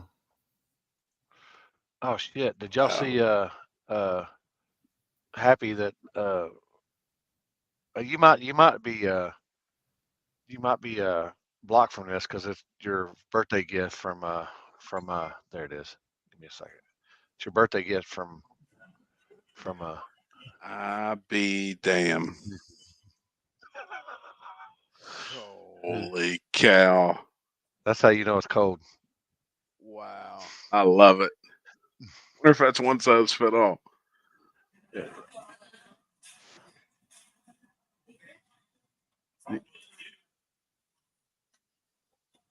Happy damn.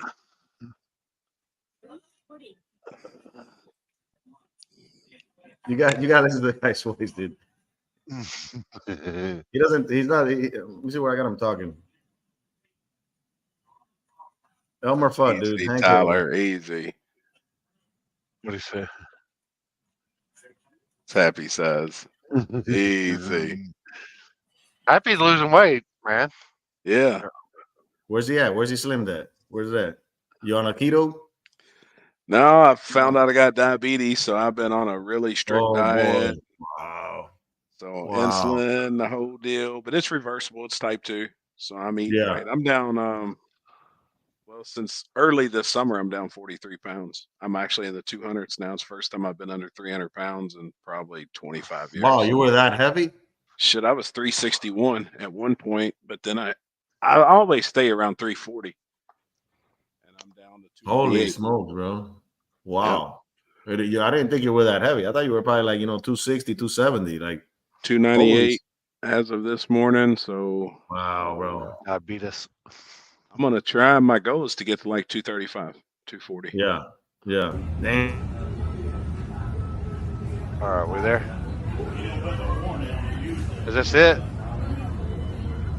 Oh wait, he's muted. How's he unmuted? Oh shit! Can't fucking.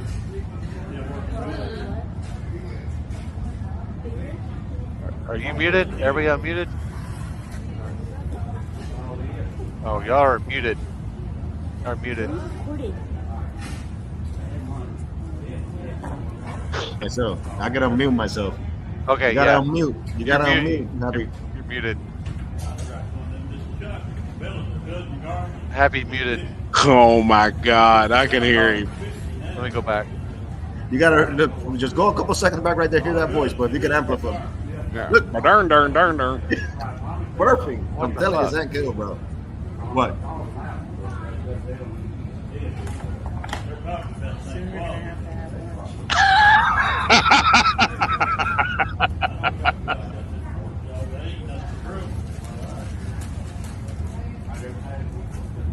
But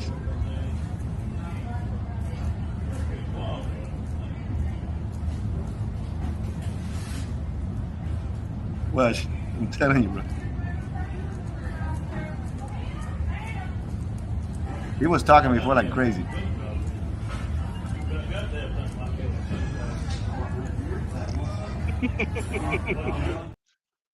Bro, he sounds like too. He's like, right. He hops to.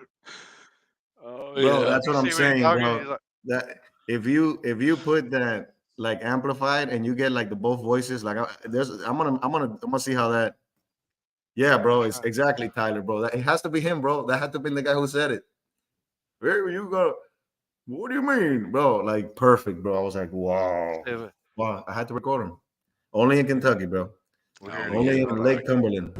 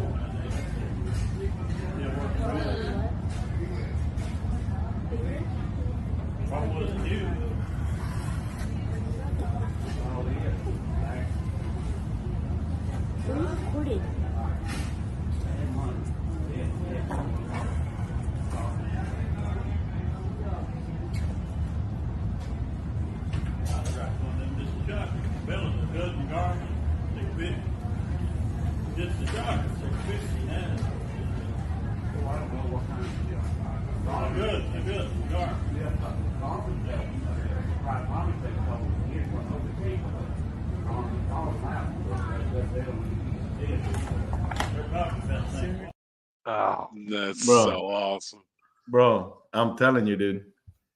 I'm telling you, bro. That guy. I'm gonna make it to where that thing is blown loud, bro. But that guy, bro, sounds just like Hank Hill, bro. When I went back, I said, bro, I've heard this guy before, bro. This guy's voice. Exactly.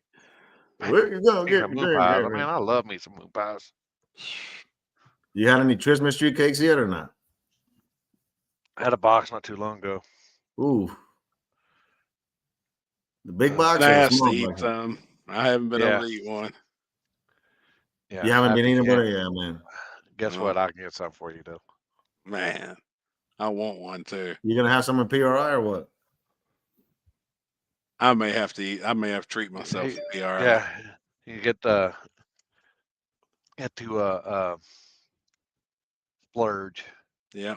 You got to come up and hang out with us, man. We have a good time in PRI.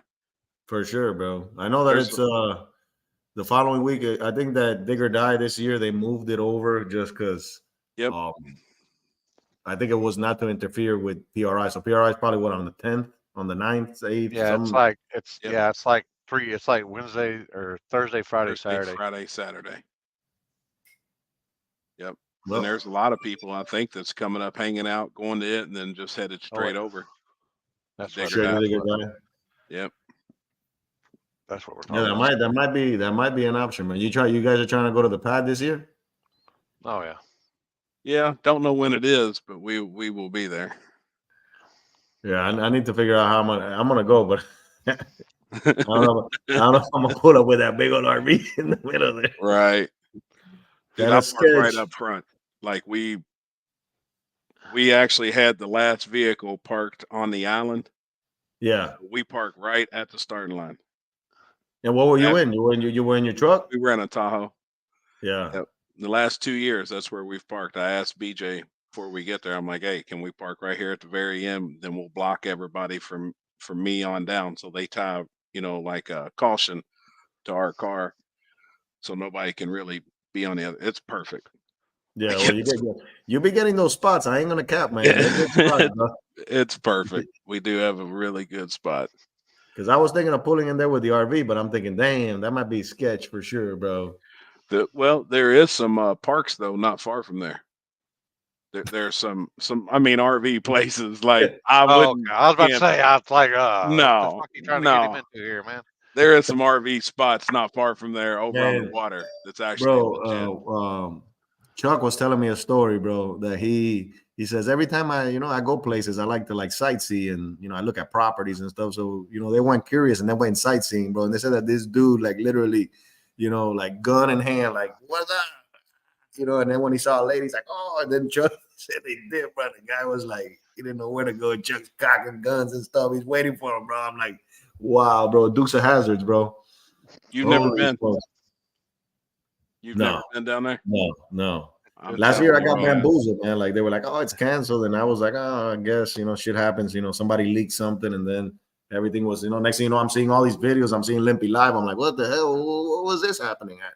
I heard it's canceled again this year. But yeah, it's definitely canceled. Bro. Just holler at us. It's definitely canceled, dude. They don't want me And there, a lot bro. of feeds out there, they're pre-recorded, people. Yep, They're pre-recorded. They're not live. They're pre-recorded. They're pre-recorded 2 years in advance. It'll So, change your life though, Victor. Like it's badass, man. yeah. Well, that's one of those places like I wanted to, to check out and make sure that it is what it is. Oh, there's outlaw media in here now. What up? What Heavy up? their night. Yep. That's their spot. Sherry and Ryan, yeah, they would know. So hey, let me know where I can park the RV at. Can I park it somewhere around there? I don't want to. I'm gonna try and get tattooed by Ryan while I'm down there for the pad. Yeah, that's fire, man. I've seen his work. It's fire. Yep. I'll take every light. I'm Dukes of Hazzard in that RV, bro. Every year, man. Every year. Yeah, it ain't happening. Every year, it ain't happening, bro. Holy smokes, man. Yeah, it's wild. It gets wild, but I gotta be part of it, bro, somehow, some way. So I gotta figure out. Maybe I'll just stay somewhere with it and then Rosin Diamonds. Drive the S10. I'm gonna race the S10 there, bro. If I get the Hemi engine in there, bro, I'm gonna race that damn Donk there. So how quick are you trying to get it together? I gotta get this thing quick, man. I don't want to waste too much time. I'm thinking probably doing like 10 videos on it. Hopefully if ATI gets back to me within the day or so, they're trying to iron out what they want, to do. So perfect. Man, that's awesome. And I'll be down there. Hopefully, if it don't cancel, I'll probably be down there. You gonna get tattooed also? Yeah. Well, fuck, why not? I'll get tattooed. I ain't scared. That's what I'm talking about. All right, Ryan. I've only got like one. Right. Hey, you need to put some across your belly. No. Some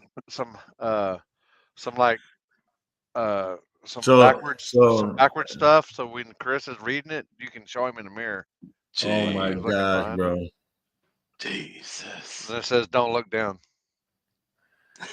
Right. Don't put it in the glory hole, huh? Exactly.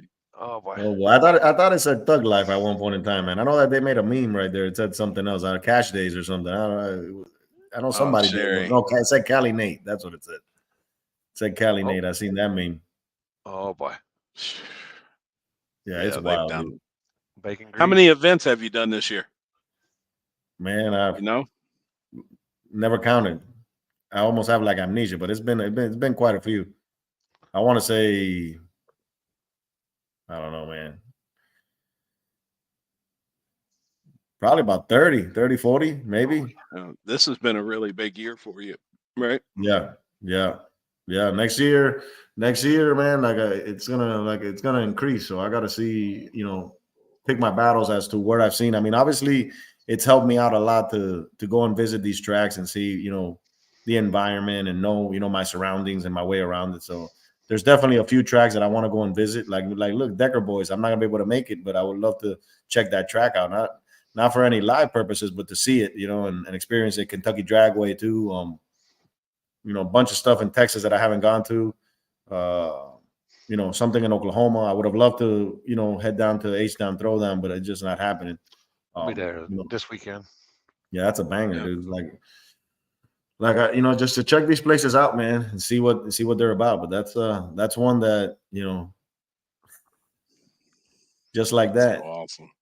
Just like that. I mean, when they were gonna have the other one, I was trying to make it happen and head that way. It's just that, for me to fly out there, I gotta fly into Missouri and then drive my way into Oklahoma. So it's a ride.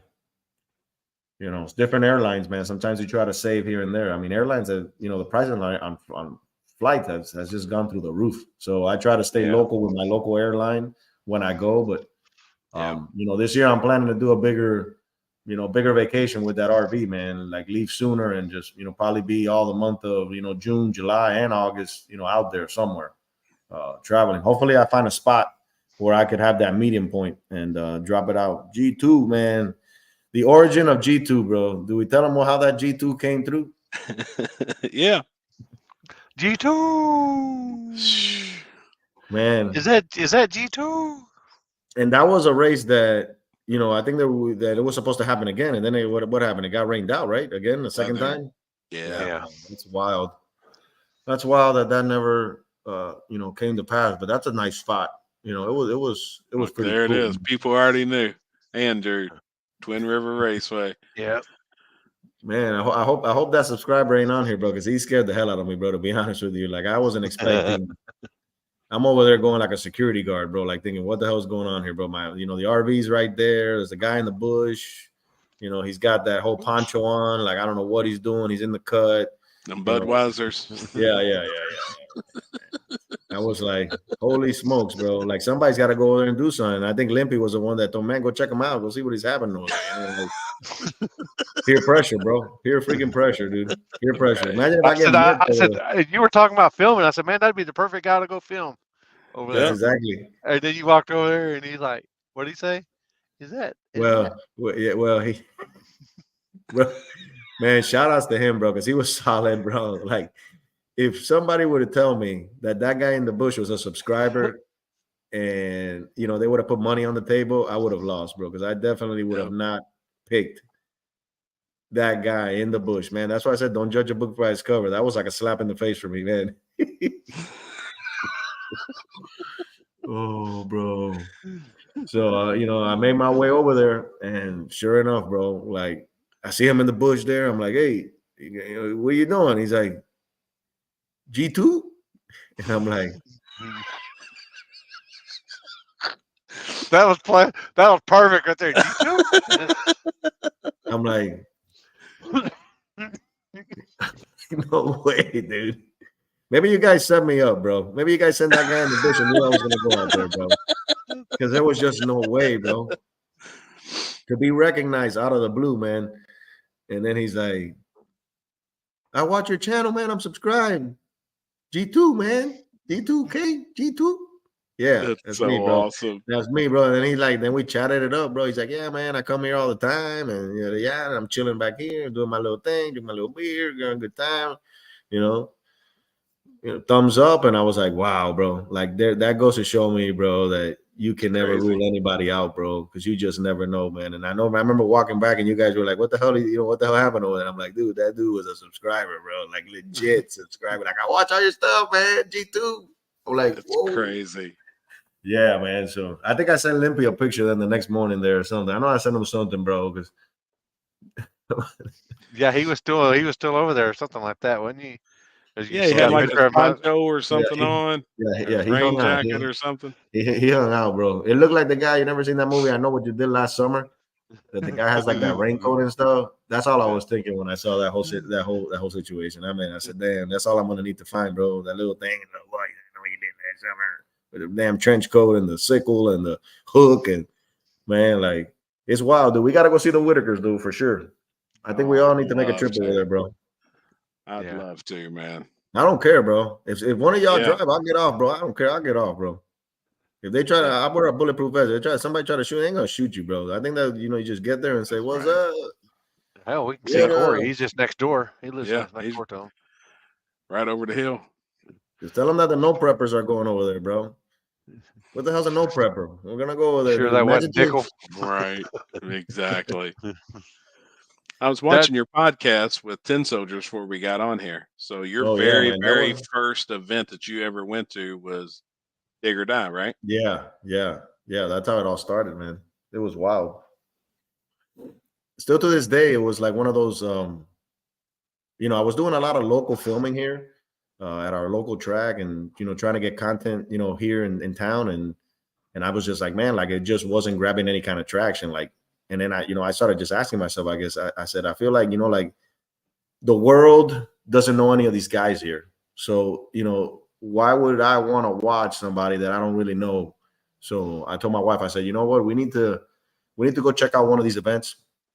And the crazy thing was that the first event that we were supposed to go to was Turbo John's Backwards Brawl, which was right before Dig or Die. It was like 2 weeks before Dig or Die, and I came to the conclusion. I said, what am I gonna go and, I had a Mustang. I said, am I gonna go and continue trying to make this Mustang content and racing these Mustangs and stuff and not getting the views or anything that was happening? And at that point in time, I was like, I'm gonna ditch the Mustang, I'm gonna sell the Mustang, and I'm gonna go and travel. And man, went to Dig or Die, right?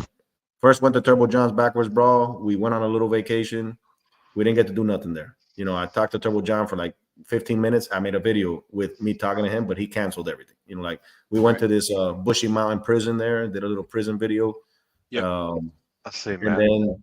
then from there, yeah, I mean that at that point in time, you know, the channel was more vlog style. You know, it's basically what I was doing. I was, you know, going here, going there, and you know, obviously racing was a big part of it. And so I told my wife, I said, we got to go and, you know, check out this Dig or Die that they're talking about. And we went to Dig or Die, man, and the rest was history. I mean, I remember pulling up there.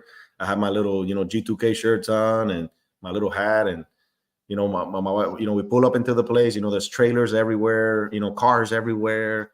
You know, and I told my wife, I said, just drop me off right here. You know, and she's like, what are we gonna do? I said, well, I'm gonna go for a walk in these pits and just talk to people. I mean, it is what it is. And I remember, you know, one of the first person was, you know, Big Screen Racing that I went to, and then I ended up going to Gap Train and talking to Adam and stuff. And dude, I was in my element. You know, I love to talk, and these people were willing to talk. And next thing you know, I'm mingling back and forth. It was in the summer. It was hot, brutally hot, and we went down to where, you know, when they're gonna call small tire first round, and you know, I said, man, you know what? I've never gone live before. You know, I have, you know, 1,000 something subscribers.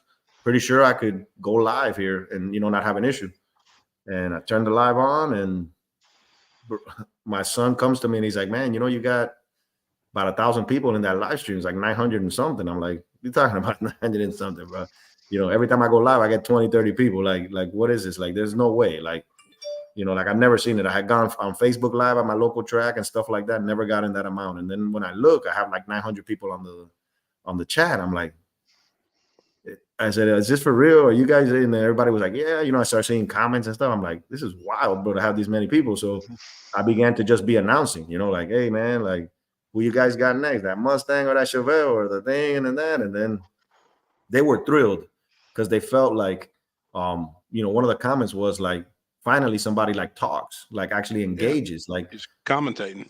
Yeah. And I felt that. I said, man, well, that's what I was born to do. So I'm gonna ride it. And you know, I remember going back to the hotel room, and we had picked up like, you know, a couple hundred subscribers, and people were thanking me for on the live, like, hey man, you're gonna be there tomorrow, like what's happening? And I'm like, yeah, sure, I'll go live again. And boom, another 1,000 the next day, and it just took off, man. From there, I told my wife, I said, you know, we're gonna get rid of the car, and I'm gonna grab this money that's set aside. Obviously, we don't have no sponsors, we don't have, like, the world don't know what we're about, so I'm gonna go out there and we're just gonna travel. You know, she wanted to, you know, see these places, and I said, man, at the same time, I'll film on a Saturday or a Friday, and we'll vacation Saturday and Sunday. So I bought plane tickets and began calling all these promoters, you know, and letting them know, hey man, I'm gonna show up, you know, and whatever I could help you. You know, you need a, you know, to some right at the beginning, it was, you know, I was donating towards like either small tire, street tire, whatever they wanted to do with the money. Like, you know, here you go. This is, you know, out of good faith. I just don't want to come over there and freeload off of anything. Like, I want to, you know, you don't know me, I don't know you guys. Let's make a relationship. So here you go. I'm gonna, you know, donate to the pot, and I'm gonna go out there and, you know, take up a little corner where I'm gonna film and do the outpouring. I remember going to this event, and I think that there was other people live streaming at that event, and they were like, kind of like, man, like, we're here, like, exclusive, like, what's happening? And then, you know, the promoter said, you know, they're with me, and I'm gonna, you know, let them do what they're gonna do. Like, and I always told people, I said, like, there's no threat. Like, everybody's out here. Like, we're gonna coexist. Like, if you really think about it, you know, live streaming is only gonna get bigger. You know, it ain't gonna, you know, unless you go and do a flow racing and you tell these people, hey man, look, like this, I'm not gonna show up to your track. You know, you're like, well, we got another 100 people that will. So it's only gonna get bigger, just like small tires only gonna get faster. So, you know, the outpouring was crazy, man. Look, like right now, like this was something that I used to see from the other lens. Like, those are two cool dudes. They're chatting it up with all these dudes. I remember seeing you, you know, here talking to Lookout, and Lookout was somebody that I was always in his chat, you know, and now to see me here, you know, it's almost like overwhelming. And to have a relationship with you guys like we have, you know, which is, you know, deeper than racing. Like, we could call each other and talk. Like, that's amazing, dude. That to me blows my mind every time. Like, I think about it, I'm like, holy smokes. Like, at one point in time, I was on my couch looking, and now we're here, you know, sharing this platform together. So to me, it's been a ride, bro, and it's a blessing. So 2024, you know, we're gonna do some racing, and whatever events, you know, we have in store, man. The same thing, you know, like every time I go out to one of your events, you know, I call, I reach out. I'm just not gonna show up, hey man, here's who I am. No, I like to establish that connection that, hey, you know, we're going to show up there and yeah, we're not going to have, the best to give, but we're going to give what we can with what we have. And that's, you know, we're like a run and gun type of thing, man. And Scotty has come on board, has helped out tremendously. Yep. I believe he's going to go to a couple of the races you guys got left up there in Kentucky and stuff like that. And that to me is amazing. Yeah, to see the passion that he has, you know, and how I met him through a moment in time on Gangster's Paradise, which was one of those where I'm gonna tell you a quick story about Scotty. Like when I went to the first War in the Woods, like right after that Sunday, we went to the park. They got Brown County State Park. I took my kid out there, swung on the swings, you know, we ran around, we did a bunch of stuff. This dude pulls up like in this old like OBS truck, you know, lifted, and he's there with his with his son and whatnot. And I'm like talking to him, and he's like, where are you from? I said, I'm from Florida. He's like, man, what the hell are you doing up here? I said, well, we went to War in the Woods. He's like, oh yeah, my cousin's always out there. He lives and breathes and sleeps at that track. And I'm like, for real, who's your cousin? And he's like, well, his name is Scotty, but I paid at that moment, I didn't pay no mind. The next War in the Woods, that's where I met him, you know. And then when Gangster's Paradise rolled around, you know, we all had that whole shit show with the internet and he told me, he's like, he looked at me and he said, and I said, man, I'm like screwed, dude. Like something's going viral.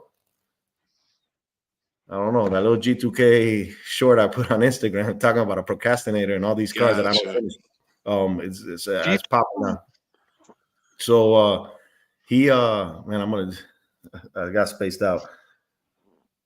I needed to get out of there. I needed to upload a video. It was a little pit tour walk that I had done the night before, and I needed to upload it. And Scotty said to me, man, like, what do you need? I said, well, I need to drive out of here, dude. And I don't have a car. I got an RV. And right now to move out of here, dude, I don't want to be bothering anybody. And, you know, it was raining, you know, the weather was not good. And he said, man, you know, let's jump in my truck and ride. And I remember, you know, riding with him, and we shared some stories as we rode. We rode probably about an hour out, you know, and got service. And I was able to upload the video, at least get it to where it was in that processing, you know, uploaded stage, and then it had to process. But man, it was thundering, it was storming, you know, his truck, you know, like it was struggling. Like we were like, it was like the weather was not good. My wife is calling me saying, hey, the awning blew away. Like, you know, it's making noise out there because I left the awning open. I forgot. Shit.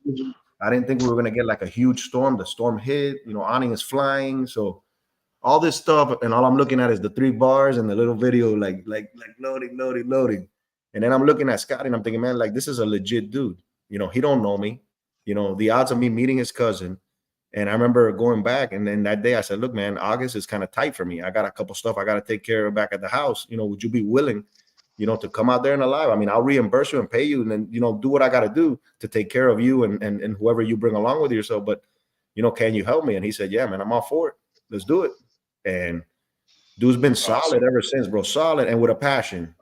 You know, people say, man, oh, you got lucky with him. No, man, like that's a prayer answer, because God knew that I needed that at that moment. And we all know, being in this career together, you know how hard it is to find somebody who's willing to like put in the work for a live stream.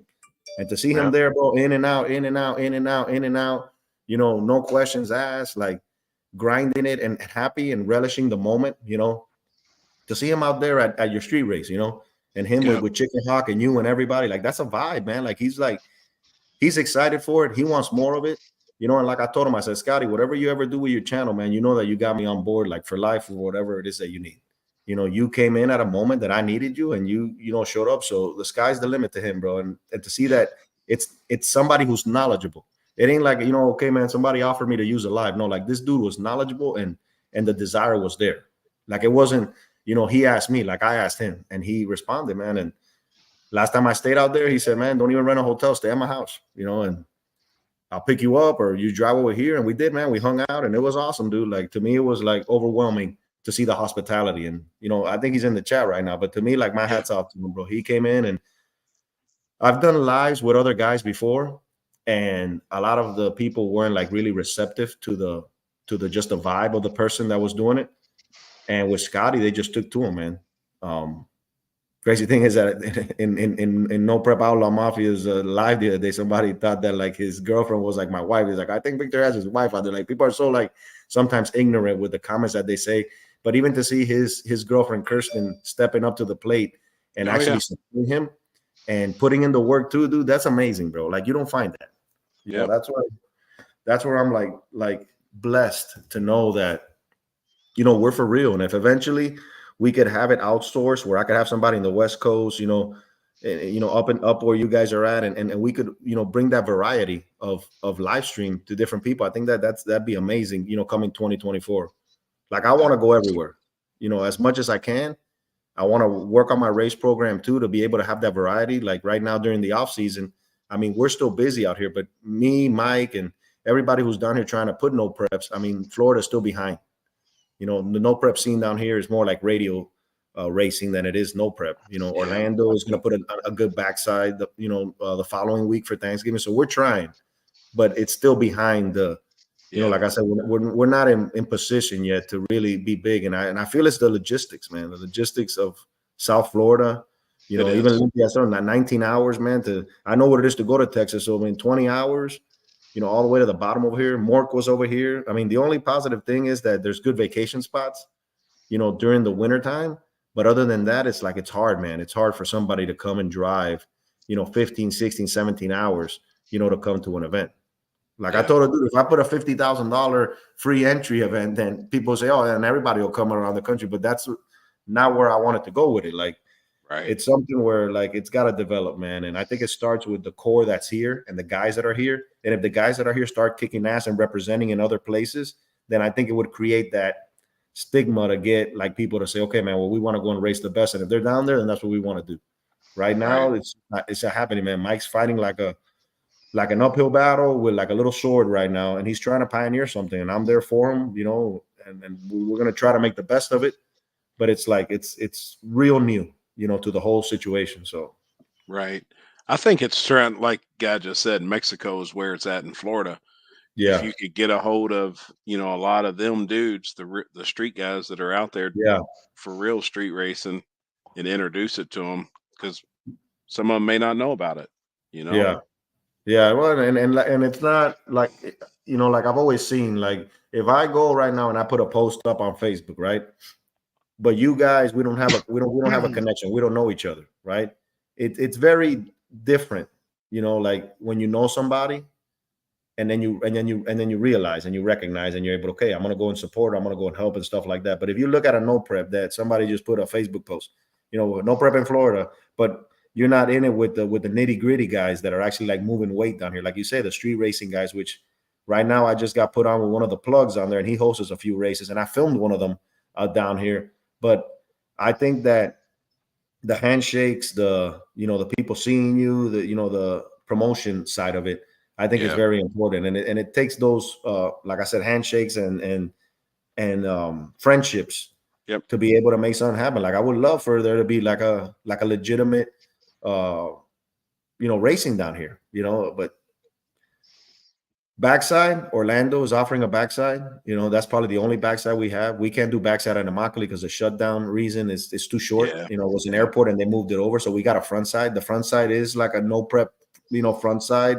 But again, the logistics of it, it's all the way at the bottom, you know. So for people to come out here, it's tough. But we're gonna try to see maybe if in February, you know, we could do some more promotion and continue to make something like a bigger event that would.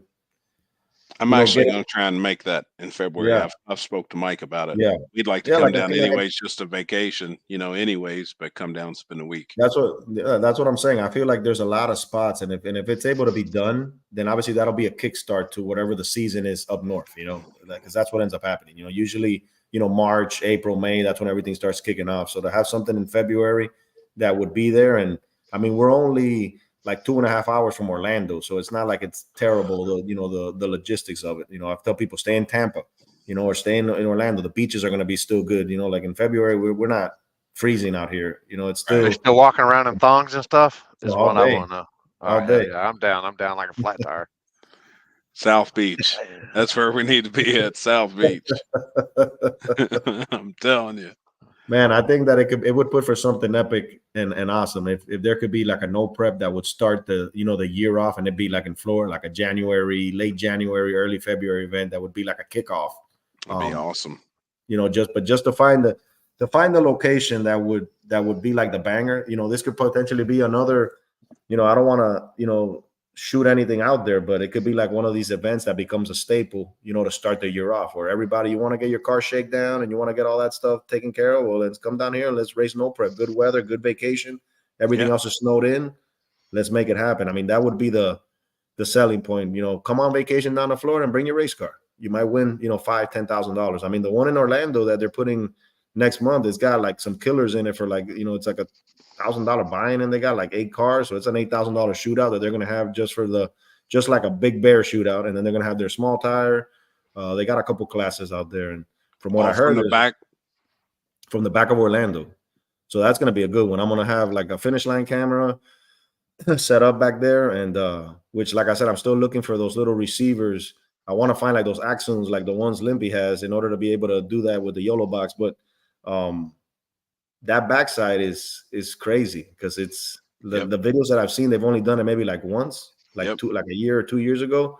And it was a spin fest, pedal fest. Yeah. So maybe that'd be a start of something. Cause I mean, I love the backside racing, and you know, if Immokalee would be able to be backside, it'd be the craziest backside ever. Cause there's so much pebbles and rocks and stuff back there, that if that would be opened up to no prep race from the back, man, it'd be the worst surface. It'd be like literally like the worst surface. Like when you're driving back there and you're shutting down, that thing is like it ain't like asphalt smooth. So if we're taking off of that, that'd be like a dirt no prep. Let's better not turn your camera behind them. You'll have to lose a lens. Exactly.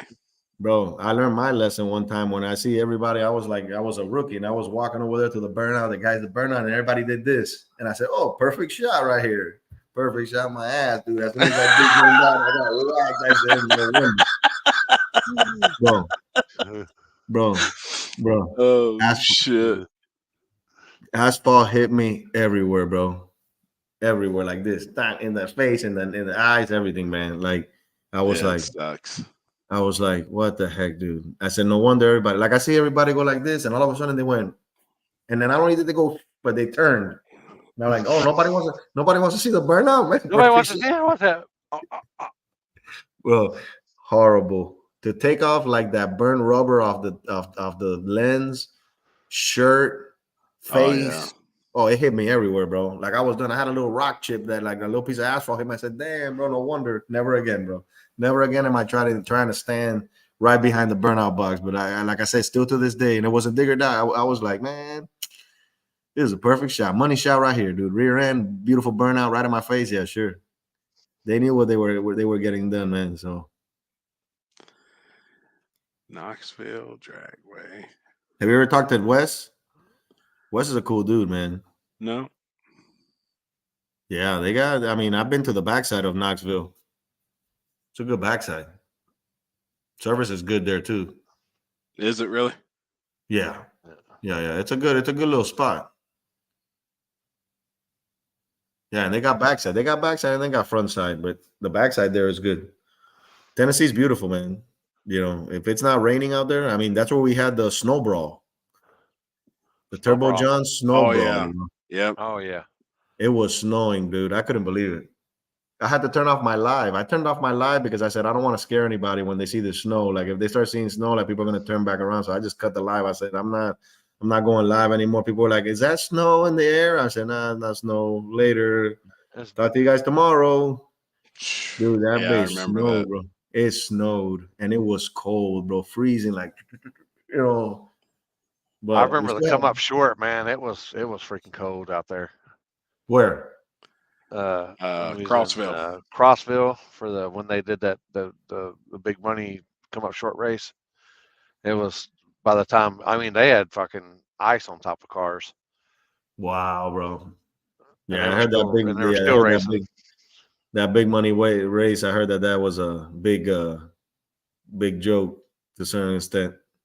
Everything was perfect. I mean, badass racing. Besides the money. Besides the money. That's what I'm saying. The money. Everything else was. I mean, they paid out what $177,000. How much was it supposed to be total? It was supposed to be $250. It's supposed to be $250, but You know, Damn, dude, but like some still, of these promoters do nowadays, they don't. 177,000. They say they're going to have X amount of money, but they don't have, so then they don't.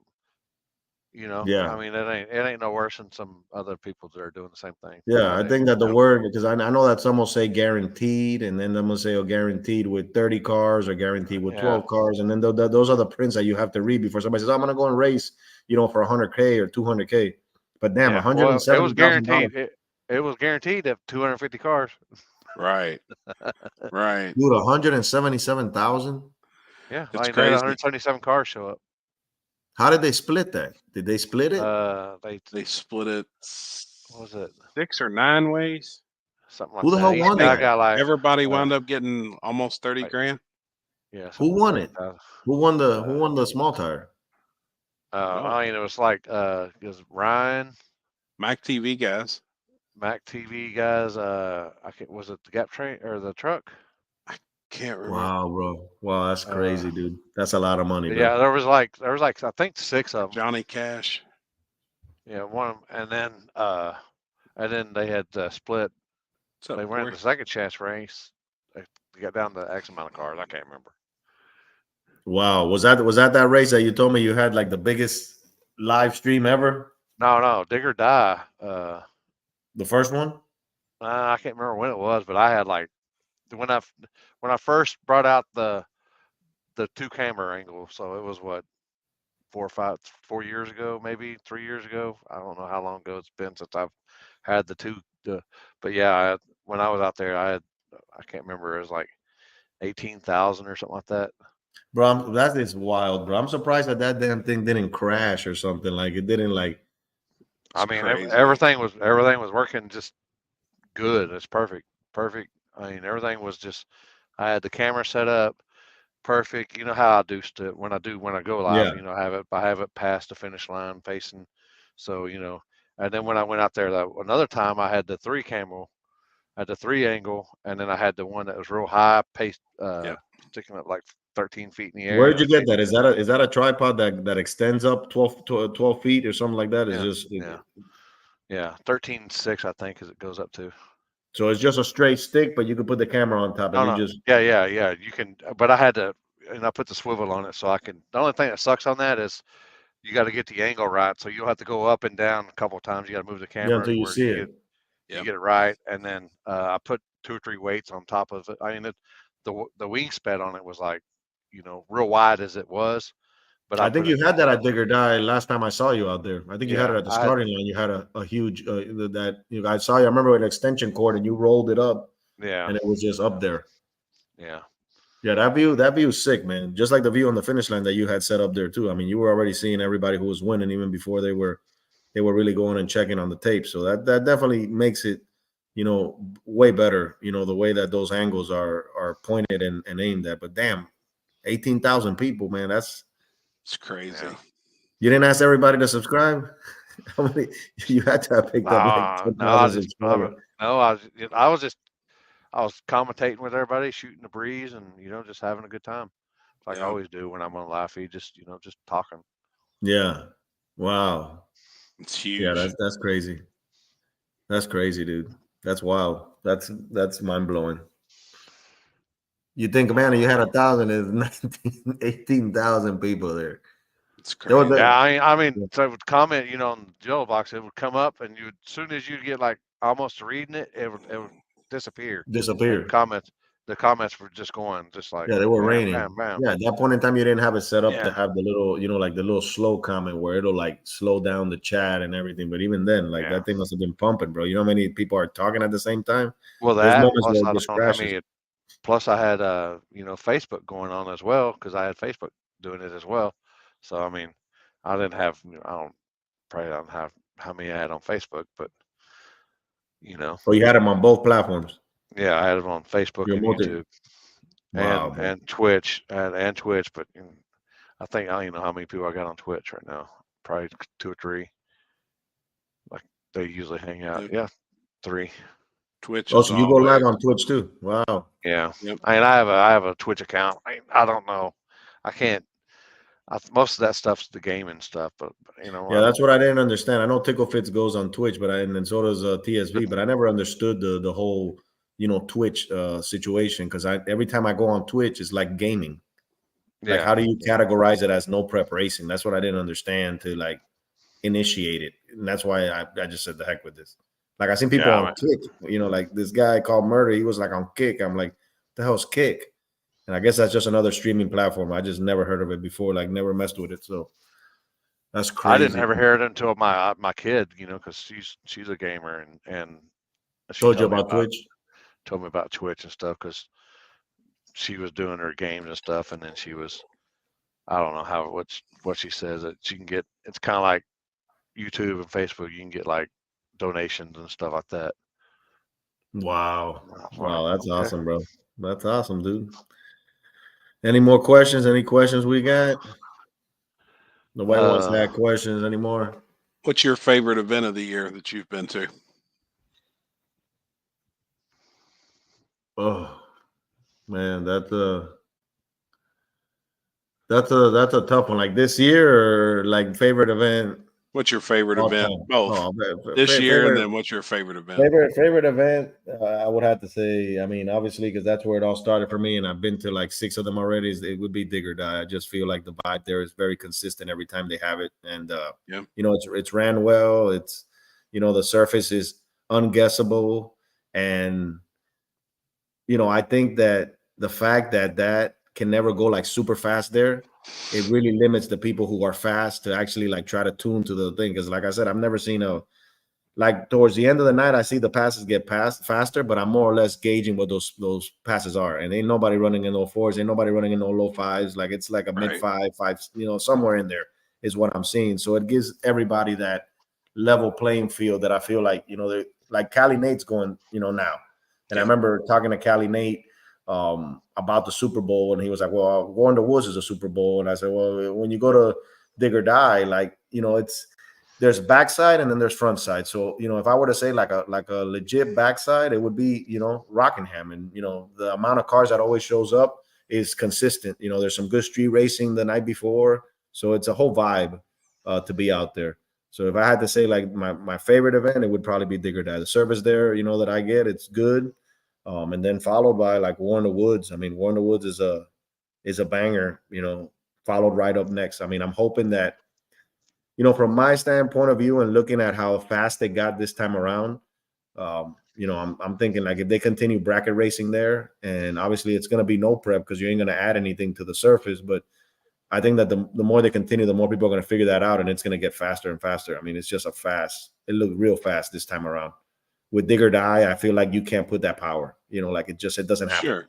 Yeah. So that's where I gotta always swing to Dig or Die, as the mecca that I would say of no prep racing. Backside would be Dig or Die. Front side, I would say War in the Woods. Yellow Belly is a vibe too. I mean, these are like places that are big, but even KD, man, KD was a sight to see. Had never been out there, and if right now somebody told me, what track would I want to take like my truck down, it would probably be KD. Out of all the tracks, it would be KD. I would love to get that rush and that feel of going up that hill. Yeah. Like everything else is like pretty straight.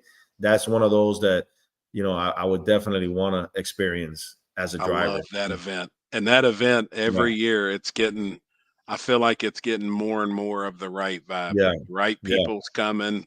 It's getting bigger, this year. Yeah, well, that's something that, like I told my wife, I said, there's staple events that I'm, gonna make it a priority, rain or shine, to assist. And that's one of those, man, where I'm not gonna miss. Like KD was a vibe, all in all of its own. And the fact that you guys were able to swing it with the weather and everything, how it was planned that day, like it was crazy because as soon as it ended, we had to be like on to the minute. Dude, that lightning strike like hit, and then all of a sudden it was like storm. I was like, wow, bro, like it couldn't have been a second later. Like, and it was, and that was a vibe. I think that, like I said, the fact that you can't really like slow down and the hill is what slows you down. It's cool. It was a banger. So that'd be one of those that if I had to like drive and they told me just one track to pick to drive on, it would be that one. Front side, I would say War in the Woods, because like I said, I've seen other front sides, but War in the Woods, like it's just the whole vibe. It's sitting like in that low area, everybody, the grass, all that. And then backside would be like dig or die until I see anything, different. So hopefully this year I get to go to a couple of events and places that we haven't been to. I would love to go into the Midwest. G2K, you're gonna have a back end cam for 2024. Well, that's the biggest question that everybody asks me. I got cameras. There's stuff that I can do it. I still feel like I don't know.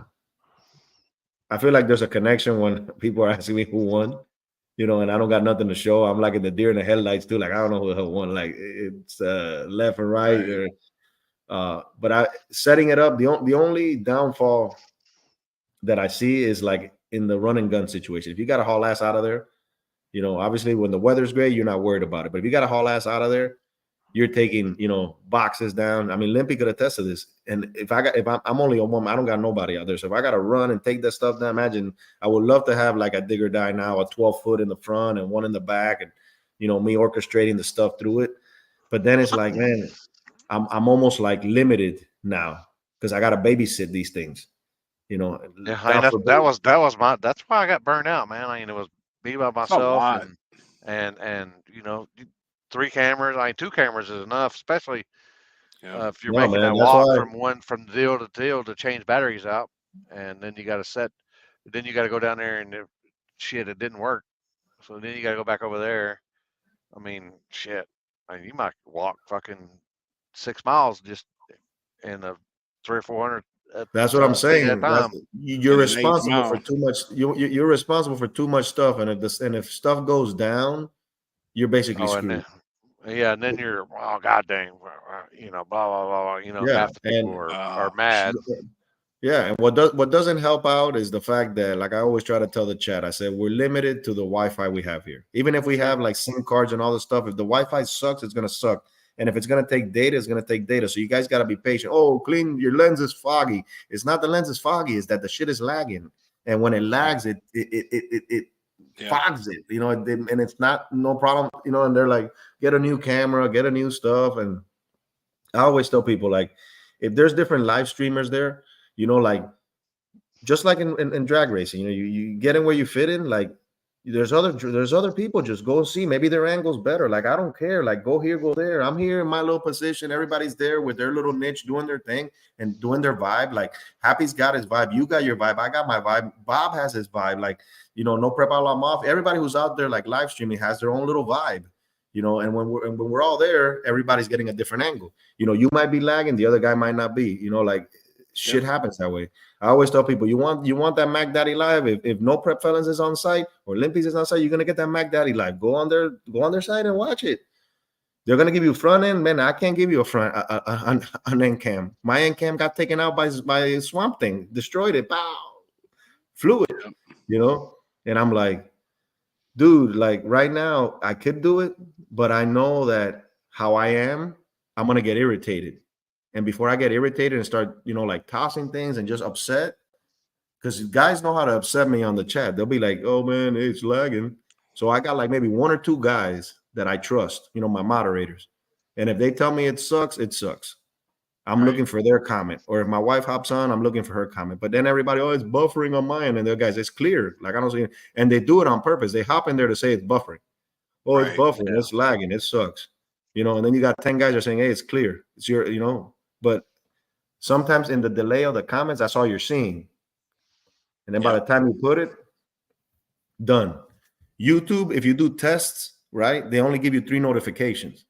So if you had to restart your live 3 times, the 4th time you're going to put that live out there, ain't nobody going to watch it because nobody's going to be notified of it. They're going to have to find it manually. And then I always tell the people, at the end of the day, the chat is what's going to drive the live, but it's the person that is engaging with the chat. Like that's what's going to make that moment there, whether it's 100 people, whether it's 1,000 people, whether it's 50 people, like that's when it shows like the true motive. You're already there, right? Might as well not film it. You might as well just go live and film it. But when you're filming it, if you're looking at the logistics side of it, you're going to go crazy. You're going to go crazy because, like everybody has a different following. It's almost like when Billy the Kid puts a video up, right? Everybody flocks to it, puts it on because that's who they know. You know, anybody else puts a video out and it might not get that traction. I interviewed how many people? A bunch of people. I interviewed a bunch of drivers. I knew when I did the Billy interview that's who they knew. And that video was going to be a banger. It was going to get the views, and it sure did. You know, so that's the same thing with like live streams. Like the crowd that you got, maybe they like the way you talk. Maybe they like the way you engage with them. You know, that's your audience. And they're loyal. And that's the beauty of it. Like most of them are loyal. Like I've had guys tell me, man, I was in this other guy's live and I'm sorry, I should have been in your live. I said, dude, like that's not a problem, dude. Like that's my homie. Like be in anybody's live. Yep. No. I'm making a little video for you guys so that later I could put a little 15-minute clip of this whole race with no bullshit, with just straight racing, no burnouts, just straight racing, who won, done. You know, the live is a bonus.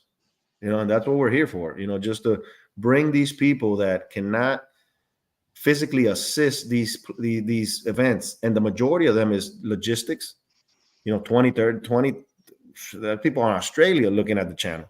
All those people, they can't make it.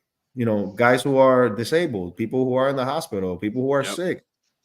Get it all the time, man. Yeah, you know, so if a track is going to get upset and say, well, you know, you're taking my people away that they don't want to come out here. Half of these people don't even live here. Half of these people are across the globe, you know, on the contrary. Lots of people, like there's Alex from here, from Germany. Every time he's always tuned in already tonight. Yeah. Alex from Germany. He's even hit up my Limpy Reacts at Gmail or Limpy Reacts at gmail.com if you want to do reaction. Limpy Reacts. Heck yeah. We're almost up to 1,000 subscribers. Yeah, there you go, bro. There you go. Then we got Robert from overseas. He watches every single night. You know, he's been in here in the comments all night. He's the one that makes all the emojis. Yep. There he is right there. Yeah, Robert May. That's why I say that at the end of the day, cool, like the people, you know, that's who you're doing it for. If you look at, like I said, if you look at it, like, and I said it in the podcast, and that was months ago, like I said, you know, if you're focused on numbers and stuff, like those are never going to be satisfying. But a positive comment of somebody, you know, who's thanking you, like that is Alex. That's amazing, bro. That's amazing. Yep. You know, people say, man, I'm watching from Japan. I'm watching from Thailand. Hey, thank you. And like I tell these tracks, I say, whether you believe it or not, like with Yellow Belly, I said a lot of people who watch the channel probably live, maybe, yes, some of them might live 4 or 5 hours away, but they're still afraid of what this vibe is, especially when, you know, people have to know there's gunshots, they're going to kill you, you know, rob you, whatever. Hey, you could get robbed anywhere. You could get robbed at the damn grocery store. It doesn't matter, you know. Yeah. So when you go out there and you're like, man, I'm having some tacos. Hey, man, this track, hey, the nice people. Hey, you know, the starting line is good. Hey, it's a good vibe. And they see you there. What does that do? It makes them more comfortable to say, okay, you know what? If G2K was out there and he said it was okay, I'm going to go check it out. And then next time they have an event there, it gets loaded with new people that are coming by from what? T-Bone wants a race, dude. Look, T-Bone, look, listen. I know that you're gonna go to Orlando's backside. I'm gonna be there, dude. I want to meet you in person. I want you to bring your car. I want you to race that backside, dude. Because I don't know if I'm gonna gap you or not, but we're gonna race, bro. We're gonna race sooner or later. We're gonna race, bro, for sure. I know T-Bone's got some hot rods, man. But every time I go to Orlando, he says he's gonna go to Orlando. He's never there, man. I'm gonna be there in Orlando on the 25th, I believe. Man, show up there. Thank you, Kangas, man. That's what's up, bro. See, I'm curious now. Just everybody that, you know, we have normally the same people that watch every week, but like everybody that's in the comments now, I'm just curious where everybody's from. Yeah. Even if you want to comment, just where you're from, just let us know. Shout out time. Let us know where you're watching from. Yeah, I'm curious. When y'all were out traveling this year, did y'all buy while you're out places? Did y'all, when you go shopping, do you see different stuff that you know you never seen before? You're like, man, I want to get that because we don't get that where I'm from. Food or something. Or Christmas stuff, like, you know, might be cheaper somewhere else for Christmas stuff. You know. I know that you know, we buy a lot of little souvenirs and stuff. So we go to, what I try to do is I try to go to a lot of like the historic sites that are out there that, you know, you might never get a chance to go. And it's like we've been to this, like we went to this place called Bat Cave. I thought it was gonna be like a bat cave, and it was in North Carolina. It just said Bat Cave, and I thought that was like, you know, like Batmobile and stuff was gonna be out there, but turns out they got this park called Chimney Top Park, and it's like in the, you know, it's in this little town. You know, you get to experience, bro, like stuff I've never seen. I mean, anything that has to do with mountains and forest, and you know, we don't see any of these elevations out here. Everything is flat land. So for us to go out there and experience, I mean, food. One thing I've noticed is, you know, we're Cuban, and you know, rice and beans and steak and all that stuff. That's what we eat, you know. And I've noticed that in the majority, because I remember I used to have a lot of people, and when they would come down here to visit, oh, let's go have some Spanish food, and then I would take them to go have some Spanish food, and they're like, what the hell is this? Like, where's the tacos? And I'm like, what do you mean? Like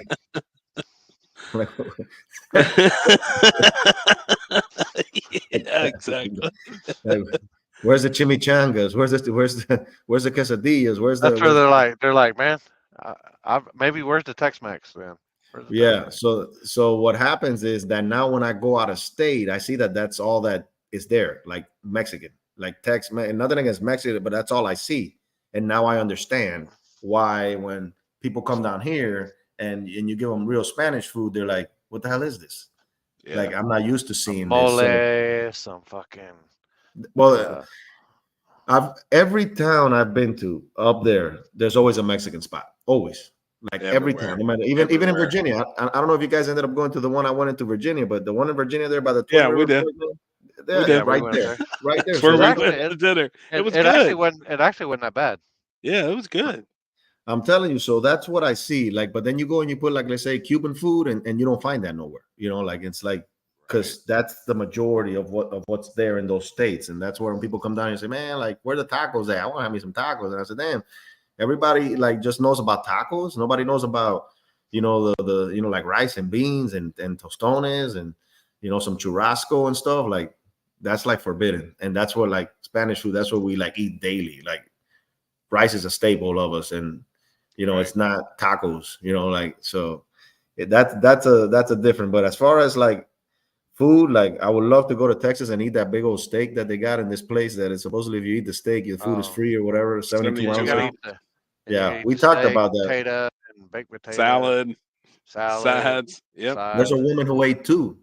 She ate two. There's a lady, one of them competitive eater, and I don't think she weighs about like 120 pounds. I don't know how she ate. I don't know how she did that, bro. But I looked at the whole video and I was like jaw dropped. I was like, how did this lady fit all this food in her belly and nonstop? Because the way that those breads and stuff that they.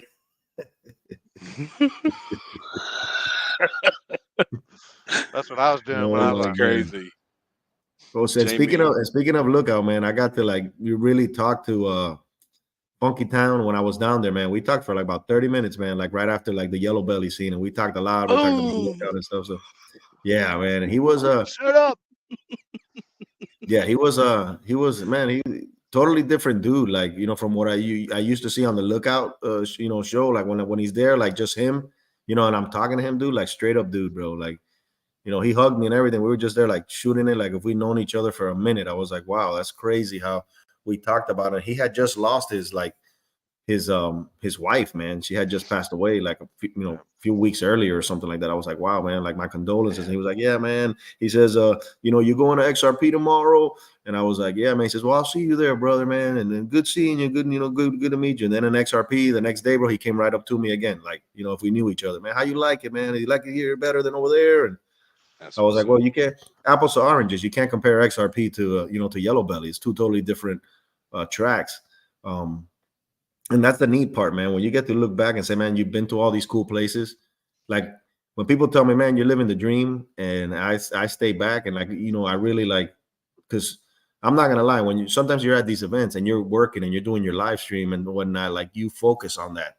But sometimes when I stop and I like think outside the box, I'm like, damn, dude, I'm in Kentucky, or damn, man, I'm in Indiana here, man. I'm in a badass track in a badass place, and you like ground yourself. You realize, and now you understand, man. Like there's people that say, man, I'm never gonna be able to go to Yellow Belly. I'm hoping one day I do, and then I've been there a couple times already. Like, yep, like it's an honor, you know, to go out there and then be embraced. You know, like I was telling Ricky, the Thin Soldiers, I was telling him, I said at the beginning, like when I showed up, it was almost like I was like in this trial period, because I would see it with the people around me. Like it wasn't like embracing to a certain extent. It was almost like hey, and then how it like evolved, after seeing, the genuineness, and that it was more than just, YouTube and stuff like that. Like there was a real dude behind what everything was happening. It was like, oh, this guy's going to be here short term. He's going to come here for a month or two and haul ass.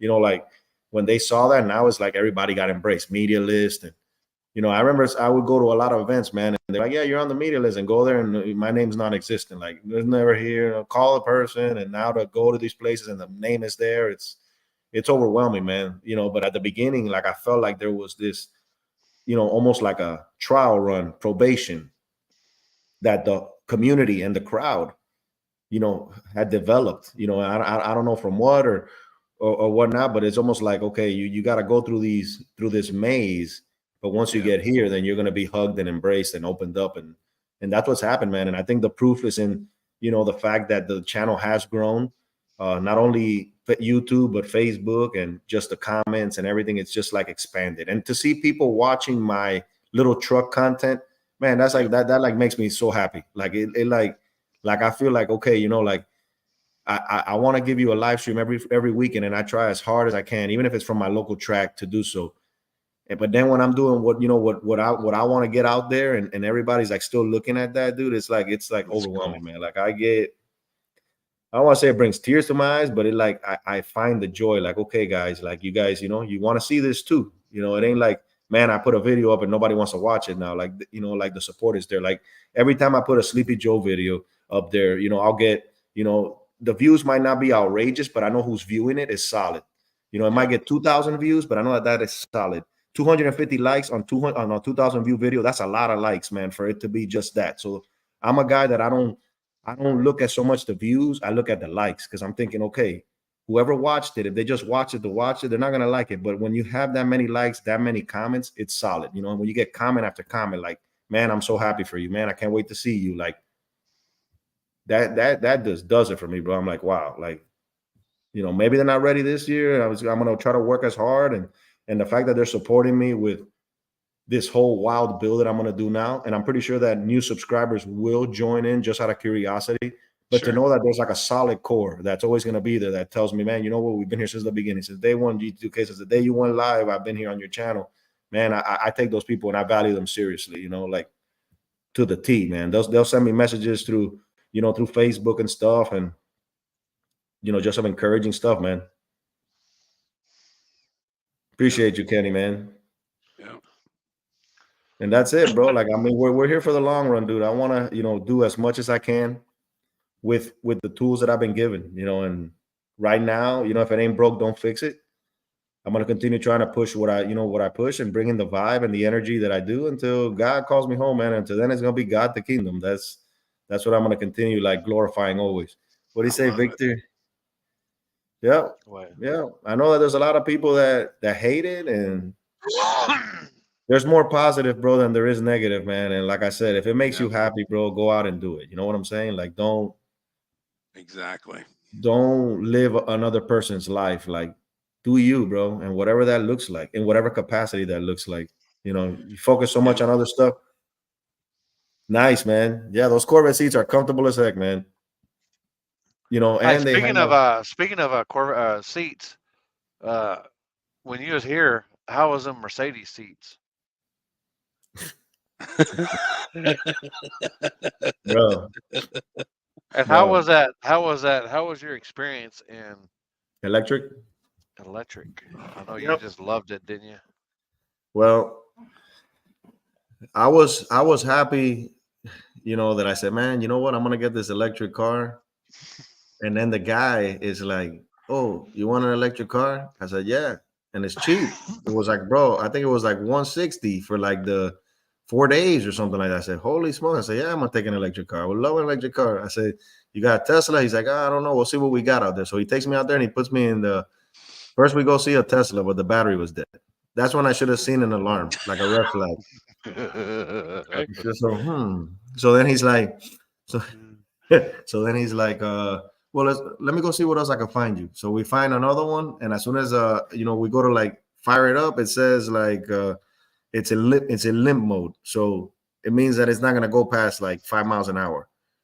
And I'm like, holy smoke. He said, well, I got these Mustang little SUVs, that have they're electric. I was like, all right, because they didn't want to upgrade me to no car gas. It was all electric. That's what you apply, but that's what we got. We got electric cars. I was like, all right. I get into the Mustang one, but I see it says 160 miles to empty, and I'm thinking, okay, I don't know where Limpy's at. I don't know how much driving we're gonna do. I have no idea what's gonna happen tonight, and I don't know how. I don't even know where to go to this station. So I got to get something that has more than 160 miles to empty. So he's like, well, I don't know I'll go look. So he comes back with a big old smile. He says, I got you the best one. And he pulls up in that Mercedes, and I'm like, oh yeah, I'll be running in style right now, dude. Bling, and he's like, we haven't gotten any more of these. These are like brand new. I think it's only got like 300 miles on it. And I'm like, oh man, that's nice. I said, so I look inside, it says 280 miles to like empty. Right? I'm like, wow. Dude, every time I throttled it, that joker will go, that freaking bar will go down, bro, 20 miles. I'm like, oh, and then he's like, oh. I was like, so then Limpy says, oh, he drops me a location. So I'm like, okay, I'm going over there, and I'm thinking, I'm just looking at the damn charger, but I'm just looking at the little thing going down and down and down. I'm thinking, bro, like, what happens if at night I got to charge this? I don't got a charger. The hotel, I called the hotel. I said, hey, you guys got an electric charger? No, we don't got an electric charger. So I look at the little map, and the little map says, oh, the charger's like, bro, like 500 feet away in another hotel. I said, oh, forget it. No problem. When I get there, I'll just plug it. All right.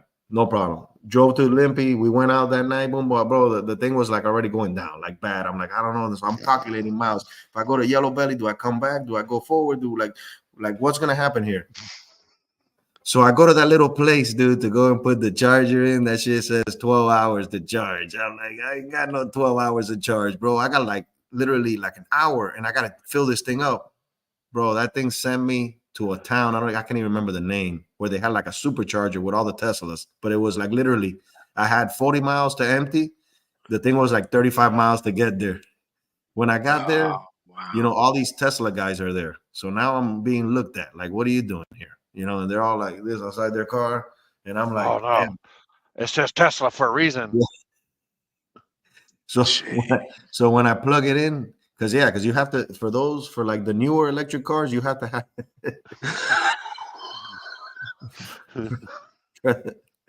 for the new electric cars, you have to have like a specific, it's called like a multi-port charger to do a supercharger. Only Tesla offers it.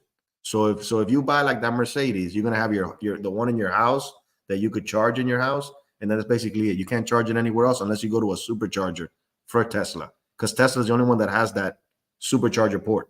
Yeah. And it's not in every Tesla. Thank God that in Dallas they had one station that had that port. So the guy walks over to me when I plug it in. He's like, I never seen one in action. I'm like, huh? He's like, yeah. Something that ain't a Tesla. Gotta be happy that, he says, you gotta be happy that Elon put that in here, because I don't know where you would be charging this.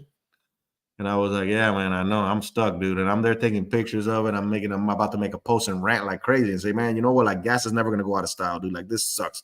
Electric sucks, bro. Like I'm just done with it. Like, I don't think I could get used to it. And the funny thing is that everybody that was in that Tesla station, bro, they had a whole little vibe to them. Like, it was different. Like, you get they all standing there outside drinking their mochachinos.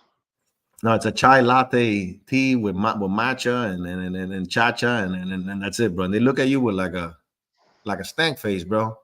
Like when I said a guy, so then the guy next to me, I'm like, hey man, how much, how long have you owned that Tesla? Oh, it's a rental. I said, oh yeah. So I mean, yeah, dude, I know I'm getting used to it. He says, no, I got 2 Teslas back at the house, and everywhere I travel, I gotta get a Tesla. I don't drive anything but a Tesla. I'm like, oh boy. I thought he was like me, driving an electric car and going there to fill up. Nah, bro. That guy says when I travel, wherever I land, I gotta ride a Tesla.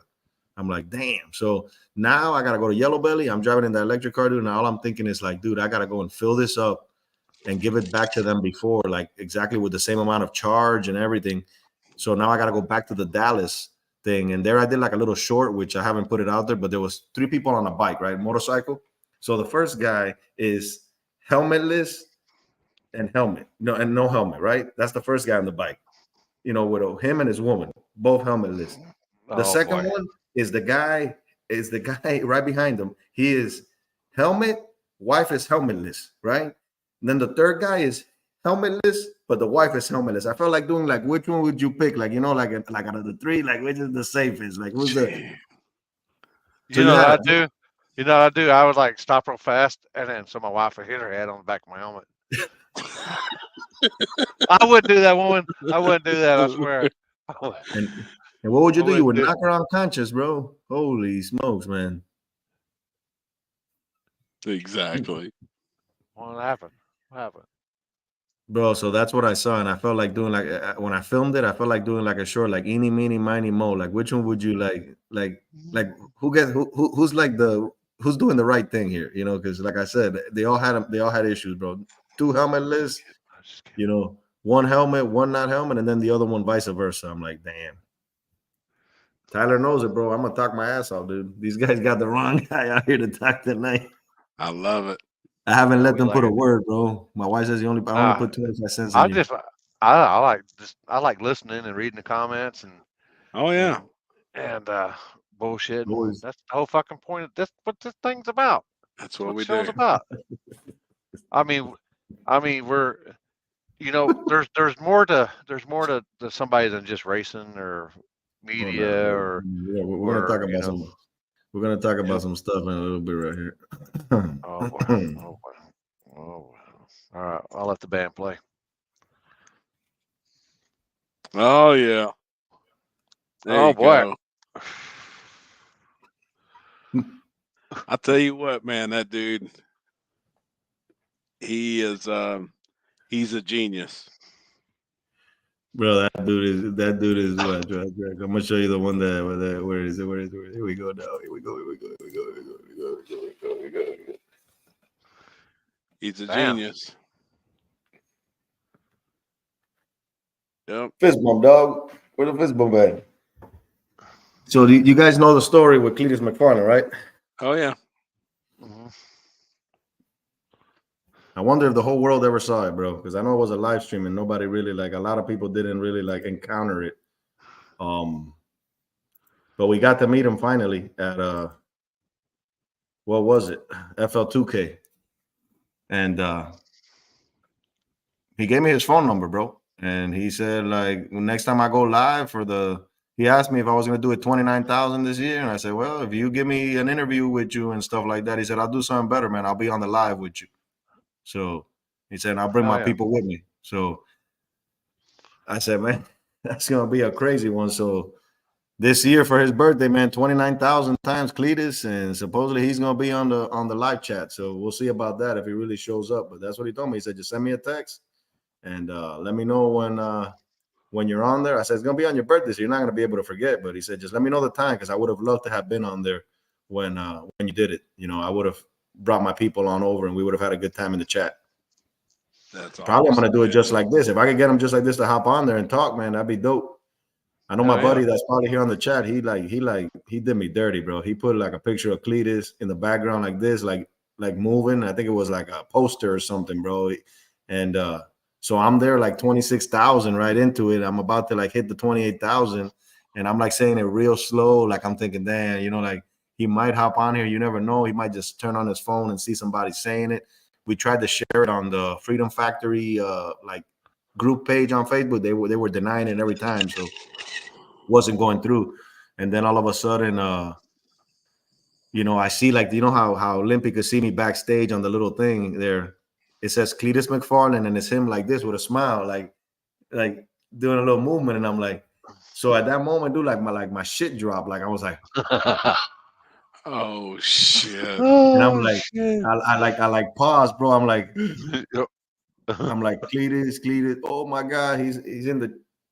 And then I look, bro, and I bring him on, and it's my dude, bro. He's like this, and he's moving the poster. Then he comes out with his face. I said, dude, I feel like killing you, bro. I said, I feel like killing you, dude. Bro, you know at that moment when you're like, and then all of a sudden it happens, bro. It's like you lit a firecracker, dude, and you said, oh, it's gonna blow, and then all of a sudden it duds. Nothing. You know. He's like, I'm so sorry, bro. I'm so You know what sorry. you look bro. like? You know what you look like? Like that, dude. Exactly. I ain't gonna lie, bro. Bro, I shit. didn't know what the hell to do, bro. I was so mad, He bro. was all like, I'd been the same thing. I'd be like, oh shit, he's down in the chat. Yep. Holy shit, let's bring him well, on. that's what but that's what I thought, man. I thought that he was there, bro. And I was like, dude, I did it. Like, Yep. I got his attention, and then all of a sudden he's like, it's me, bro. I'm like, damn, I would have fucking died. I would have fucking died. He's like, I'm so sorry, bro. I'm so sorry, bro. And I was like, dude, that's one of those where you just like lose it, dude. I felt like going like this right through the window, motherfucker, pow, knocking his ass out, bro. He's like, you know what I like. I'm like, you got me. I said, you got me bad, bro. You got me bad. And then I finished it off. I finished it off, and then like that night later on, he responded and stuff like that, and it got kind of crazy. So fast forward to FL2K. I showed up over there, and I was walking around his car, and he was like, I guess, expecting like, when you have a fan come by and stuff like that. And I was like, what up, man? He's like, hey, how you doing? And I was like, Cletus. He says, holy shit, dude, it's you, bro. And I was like, yeah, man, what's up? He go, like, G2. No, but I did. That's awesome, man. I was like, damn. So he's like, yeah, man, that's what's up. And then he shared it with a couple people that were there. He's like, man, this is the dude that said my name, like this. And I'm like, dude, that's something that really has never been done before. So it at first, I had my doubts, as to what I was gonna do. But then I said, it's almost like everything. Like I want to be able to to, like you said, the dude, for being 28 years old, everything that he's been able to accomplish, not alone with it, it's huge. So It's huge. As a man who knows, when to give respect to another man, that's how I felt like I was doing it. So I didn't feel like the cheesiness of saying, oh man, I'm just gonna go and clout chase like Cletus. Like I felt like, man, it's a tribute, dude. Like in honor of what you've done for the sport. And the fact that you're only 28, dude, like this is why I'm doing what I'm doing, dude. Like I might be older than you, but I'm looking up to the stuff you're doing it, because like I'm saying, you're doing it right, and you like hands down, bro. Anybody who says different is a hater. That's just the way I see it. So that's why I did it. And I felt that that's where it came out, where it wasn't like cringe. Like here's this guy, and it also, it wasn't like I was a guy with 500 subscribers there trying to do something. Like I already had an established. G2K Racing was already known in these tracks, and it wasn't done like right away. I was headed to Yellow Belly the following week, plenty of interviews. So it's not like you go into this guy's channel and check it and say, oh man, this guy just put a video up yesterday and he's just trying to clout chase. Like this guy's about racing, and now I'm going to do this treatment. Like I told him, I said, anybody who I look up to that, that I feel, led to do so, I'm going to do it, and as long as they ain't 60 years old, man, because that's 60,000. Like a dude's like, why'd you do it 2 million times? I said, well, for what? Like 2,800 times would have been too small, and 28,000 times felt right. It took me 4.5 hours to get it all out. I was doing about 160 Cletuses like a minute. So it was that's crazy. It was Cletus, and I had that little button, Cletus, and people were thinking about clitoris and cheese it, and it was funny, dude. 9 a.m. in the morning, bro. Like I had like 17 people on the live, bro. I was expecting to have more. Everybody was like looking at me like saying, dude, I can't believe this guy's doing this. And I was like, man, what the fuck's he doing? It is what it is. And he asked me, he said, man, how did the what he said? He said, how did the live do like later on after I shouted you out? I said, man, I mean, it was all right. It went from like 400 views that it had total to like 4,000. He was like, man, and you got subscribers? I said, yeah, I picked up a few, but it wasn't like massive or anything like that, where like life changing. Like you guys have seen the fishing guy who got shouted out by TikTok. Yeah, I've seen something like that. I don't know.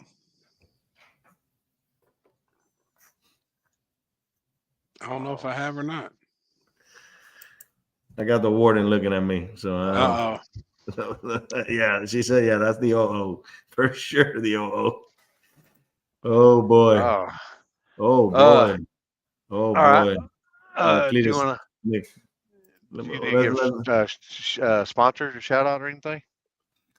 Sponsors, man.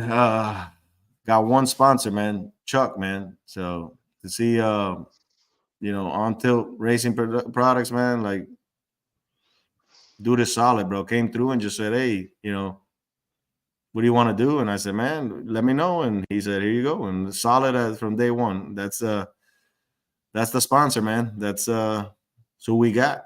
And anytime he needs my help, I'll be there. So other than that, man, the Turbo Company, Max Speeding Rods. Yeah, check them out. Good way of reminding me that, Happy. I mean, I'm not used to having all these. So let's go now. We got Top Don. ATI. ATI products. They're looking to come on board to help us out with the Hemi build. Top Don, which they do all these. Man, Top Don sent me over this like jump starter that is like handheld. Yep. Small. The little charged jump box. it up, bro. Yeah, fired the thing up, man. Fits in your pocket. I was like, wow. So shout outs to Top Don, man. And then we got Brunt Workwear. They sent me over some boots. And I've been using the boots. They said, we don't want you to do any commercial or anything for us. We just want to put you in these comfortable boots. I got something prepared for them. So eventually I'm going to make it, happen that way, with Brunt Workwear. Max Speeding Rods, man. They've given us these turbos and we're going to do a review. We're going to put the turbos on the Donk. And guys, if you guys are watching the channel and checking out the channel, I'll put some Donk videos out there, man. I know that they might not get the views that I'm expecting. And I don't, it doesn't really matter to me. I want to put some Donk videos because I got a lot of people who are into that and they want to see some of the stuff that I've done with it. So Max Speeding Rod, I'm going to do a turbo review with those turbos on, installing them and, spooling up the car and driving it around, whatever the case may be. ATI, like I said, if they come on board, I'm hoping that they do. That's a company that, like I said, they're a big name company. They're known for their harmonic balance or dampeners. I'm all for it, man. Whoever wants to hop on board for 2024, man, then I'm more than welcome. I would love to wrap the RV eventually. We're debating because I'm thinking that I might have to get a diesel RV, to actually be able to pull, comfortably like an enclosed trailer. So I'm at that fence right now where, I want to do live streams. I want to film, I want to race, and I want to be able to bring everything safely to the track. So Donk content coming, Hemi content coming with the S10. And then we got, live streams left. We got Dig or Die in December. We're going to try to make it to the PRI show. The pad, I think it's canceled. So I don't know. That's happening. And then this month, I know that, Scotty's going to head towards Happy. I think he's going to be at the Black Friday race. He's going to be at the Decker Boys. The service is not great out there. So, just look forward to those lives. I'm going to be live at the No Prep for Sinister Performance at Immokalee Racing this weekend. And then we're going to be live at the backside of Orlando, for Thanksgiving. And we got Dig or Die and PRI and the pad. And then looking forward to PRI, man. You need to get I'm going to try to make it, dude. We got to see if we could chill over there. We do dinners every night, every night while we're there. We go out to dinner and then we go out and have a gentleman's drink most of the time every night somewhere, just a glass of water or something. Yeah. Water with lemon. Man, it's a good time though, because you'll see scotch and water, hold the scotch. Exactly. Yeah. We even talked about possibly going live up there, and I think it'd be neat.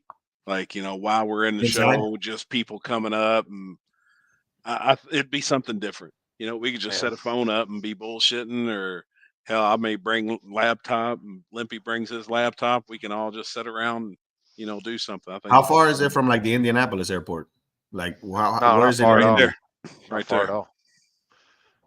You're not going to want to ride a bicycle or nothing, but 10, 15 miles. Yeah. Well, that's not bad. No. Yeah. And the airport is real easy to get in and out of. I mean, real easy. Food's great.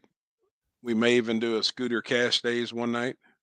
And we still get Chris to watch Happy's new. We're going to design Happy's new front tramp stamp. Well, I think it should be a silhouette of Chris's head. Oh boy! With two fist pumps. Oh boy! Oh boy!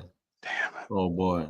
Well, that's what I'll do then. I'll hit you guys up and see where the spot's at. I'll probably just fly in and hang out for those couple of days and then head back. Because you said it starts on Thursday.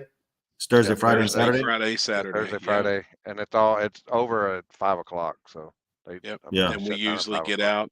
We got dinner plans Thursday night already. More than welcome to come. And then All right. Stripper Glitter does a big meal on Friday night where it's like an all-you-can-eat Brazilian steakhouse deal. So Wow. we've already got those reservations made. We haven't picked out anything for Saturday. And if you holler at Jeff, I know Limpy and the warden, and he's got some people coming with him. They're going to be staying at Jeff's house, but it's like what, 5 bedrooms or something, ain't it? Yeah. How do you get tickets to it? You just buy them online? You buy them at the gate? You What's the got to best way to become a member? It's like a member, but maybe I can talk to Poland. Maybe he can get you in with Nitrous Express. Nitrous Express. Well, just let me know. I mean, Mike's a good guy. Just let me know, and then I'll figure it out. I mean, I'll You make it may happen. even want to do it yourself though, so that on your badge while you're walking around, it's got G2K. It could be media. People know exactly, who you are, and because they got scanned stuff that if you want to go info or whatever, they'll scan your deal and then they'll email you. Like, where do you got to just go? You got to go to pri.com. Yeah. There's a website. Yes. Yeah, just Google PRI and it'll tell you. And they'll send you over like the lanyard, or the lanyard will be there where you pick it up. Yes. When you go Either there, way. you can go register, or you go to the place and they'll give you their lanyard and everything. All your It'll be set up already. If you've already like signed up for them, they'll have it there. Yeah. You'll just tell them your Mark's name. Racing Engines in the chat said he can get you in, but you can do it yourself. It would really be good to have G2K Racing on it and media. Yeah. Yeah. I mean, Because as you walk around and talk to people, that may be a place to pick up sponsors. That's actually going to be our huge plan for this year. We're trying to go ahead and get sponsors for the whole 2024 season for pots, for the whole year. So we're going to talk to a bunch of businesses in the beginning of the year and try and have people on board for each event that we've got planned this year. Well, I'm gonna have to tag along like a tail out there.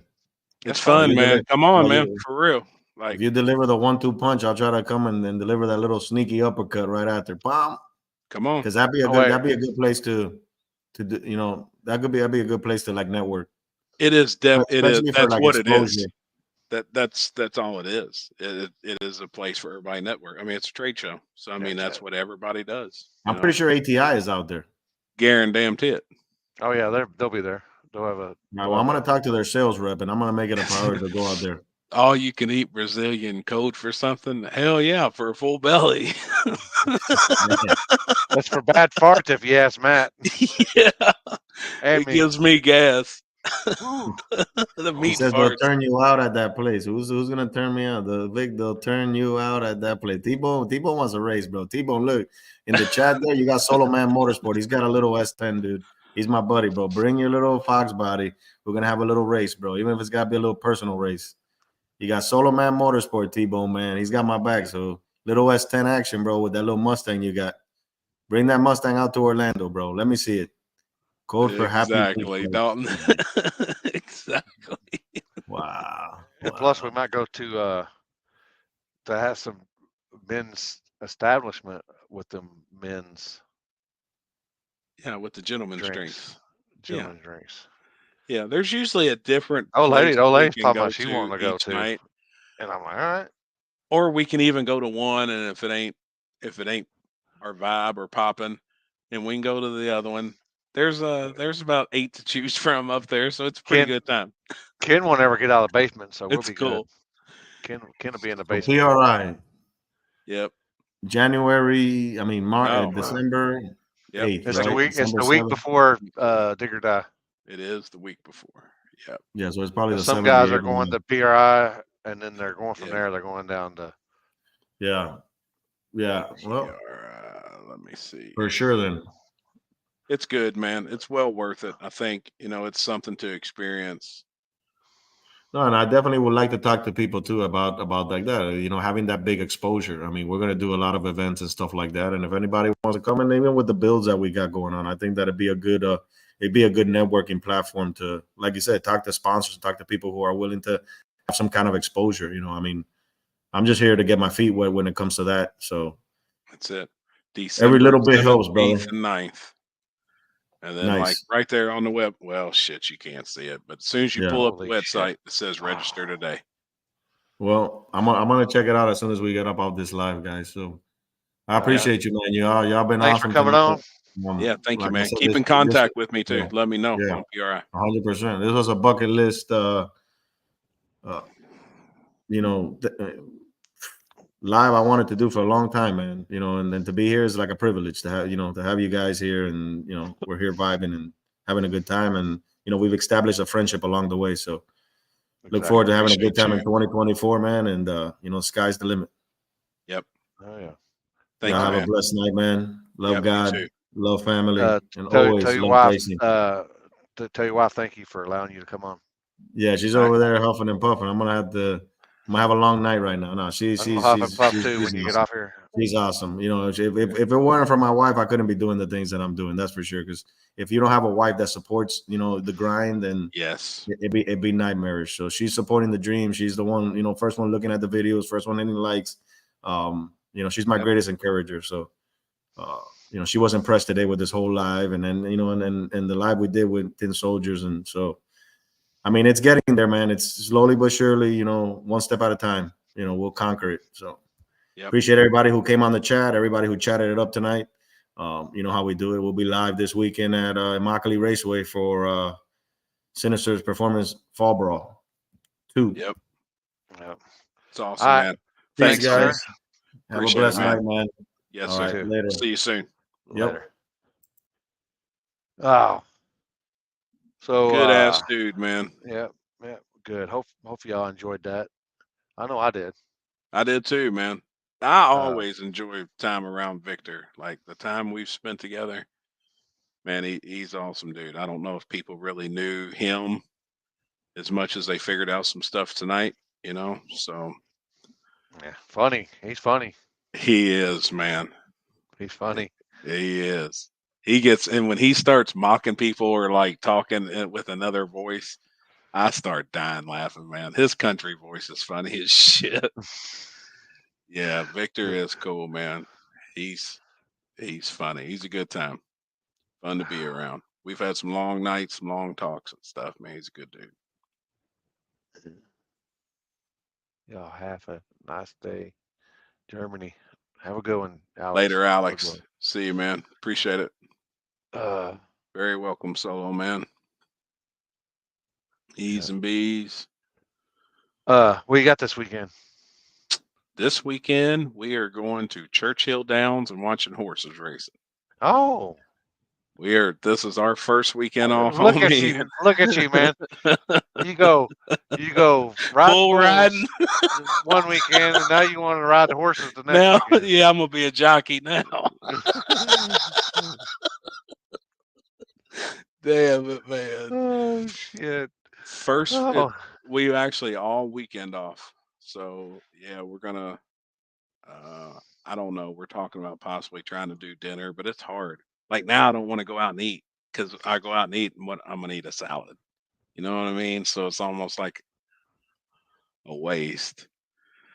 It's hard, man. I'm telling you, this is hard. Well, I mean, well, your stomach should be shrinking, so it is. And I don't eat shit. You ought to see. I eat a little bit, man. I'm done.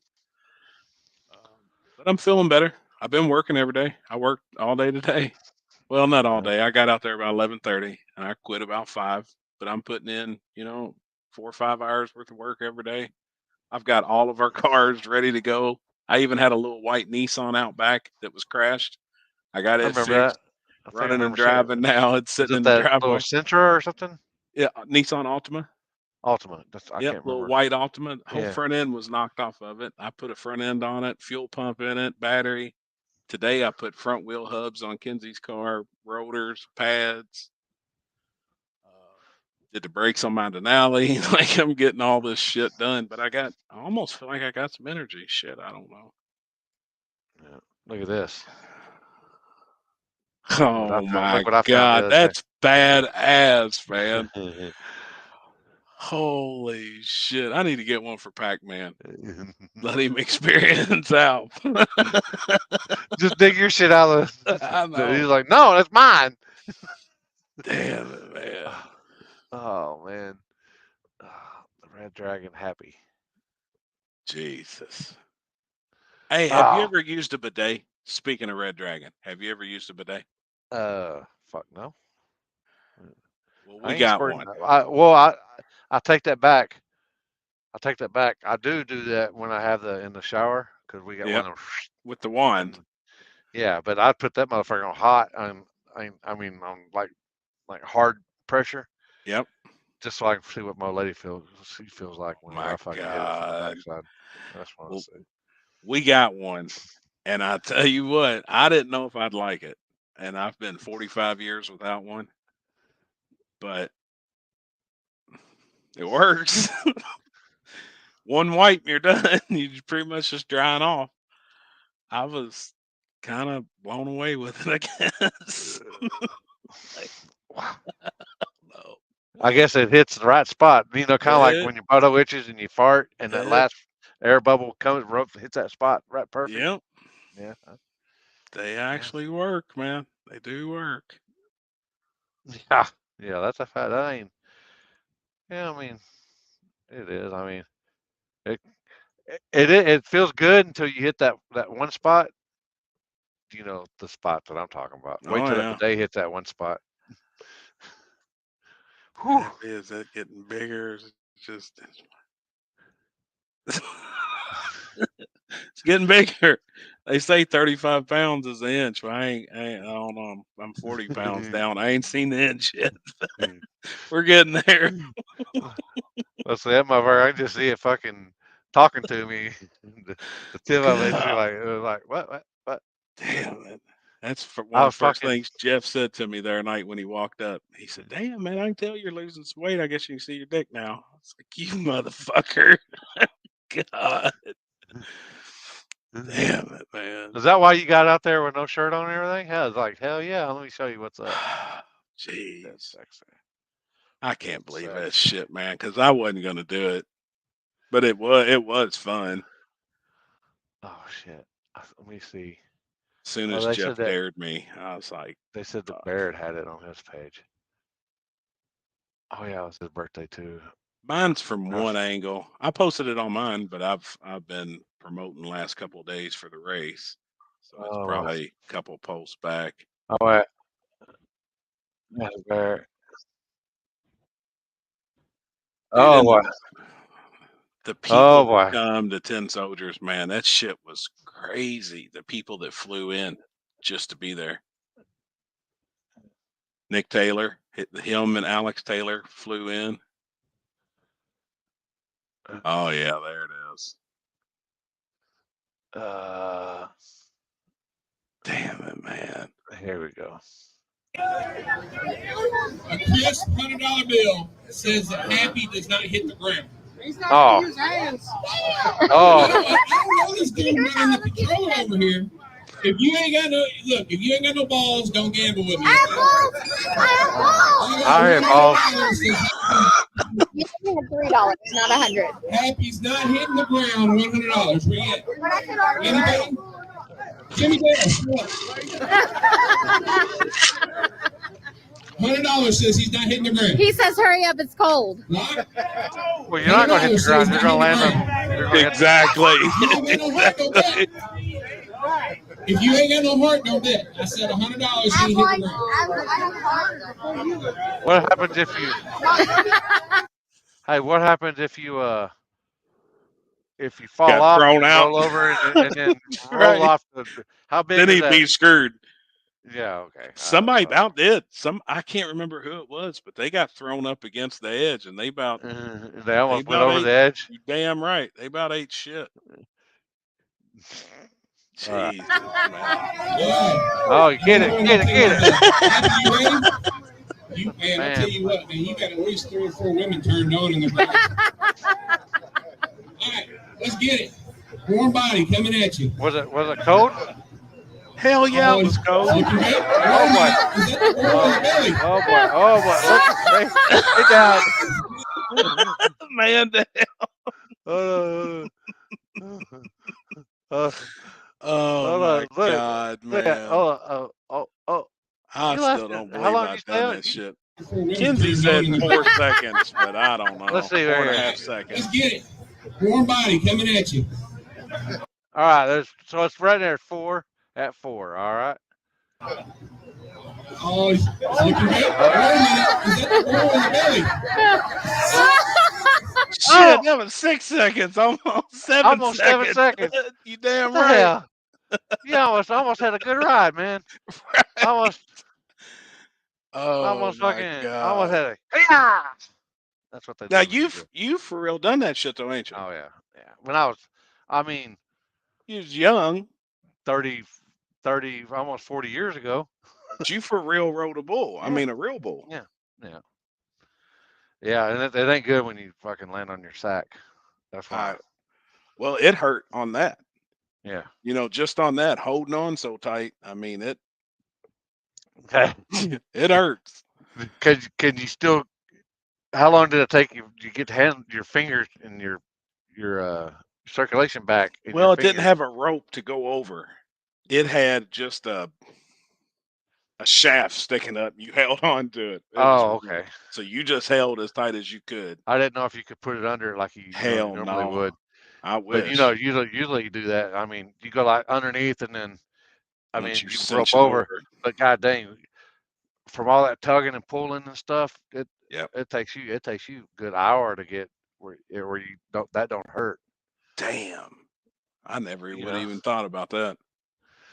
I mean, you figure if you had that, how excuse me, how was your hand? Oh, it was still because I was white knuckled the shit out of it. Was it sore? I mean, hell yeah. And the inside of my legs was bruised. Like that was a rough 6 seconds. It whipped my ass for 6 seconds. Golly, man. Damn it. They started calling my name and I was like, you've got to be kidding me.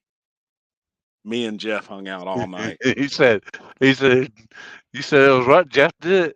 Yeah, he's standing right. No, he didn't do it, but he's standing right beside me, and I was like, "You got to be kidding me!" And he said, "Happy, you ain't got a hair on your sack if you don't get on that thing with no shirt on." I said, "You cocksucker, man!" He's dying laughing. Don't double dog dare. Laughing. God, that's like a double dog dare. As soon as he said that, there I went and started pulling my shirt off. He's done. Oh my God! In case y'all missed it, people, one more time. Jeez. All right. Warm body coming at you. Oh, that could have been 3.5. So you could have got a full 7 seconds on that. Hold on. See, he moves right before the turn of the 4. So you watch the ass end. It's a was it a leg crack? It'll be a leg crack at right. 3.5. Wait, we need to go back a little bit more. It's a leg crack at 103.5. Warm body coming at you. Right there, see? Yep. Right before. Yep. Yep. Wait a minute. Is that the ball in the belly? Oh, see? It's close. Matt, you're still on. Oh, look at that. Oh, look at that. Yeah. Oh, damn it, man. So it's 11. 3.5, man. Oh, we'll take it back. Look at you! Look like a pro right there. You look like a pro. Look, you know what you're doing. You look like you know what you're doing there. You're like, and then you're like, oh shit! Oh shit! Oh fuck! Oh shit! Yep. Oh mother! There it went. All right, we'll go here. Hold on, dude. Here we go, people. Chick. At you. Oh, looking good. Oh, wait! Is that the ball in the belly?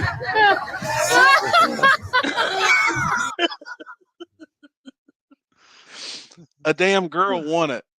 Some chick won it in leather pants. Had leather pants on. She had a hold of that thing. She rode the shit out of that bull. I can't remember what it paid. Did they put everybody together? All of us, yeah. All the adults. I think there was 14 or 15 people rode the bull. There was 14 or 15 of us. And some chick won. Yeah, no shit. Damn it, man. He didn't make it either. I'm about to say, Well, probably. Well, he didn't know that you had a tramp stamp on the front now. So Jeez. now that he knows that, he's gonna have to see what it says. I'd He be gonna go. damn. That thing says Louisville. Damn it, Oh man. man. Yeah, Man. T-Bone, I guess he watched the video. Old girl rode the shit out of that bull. Did you ever seen was it Urban Cowboy back in the day?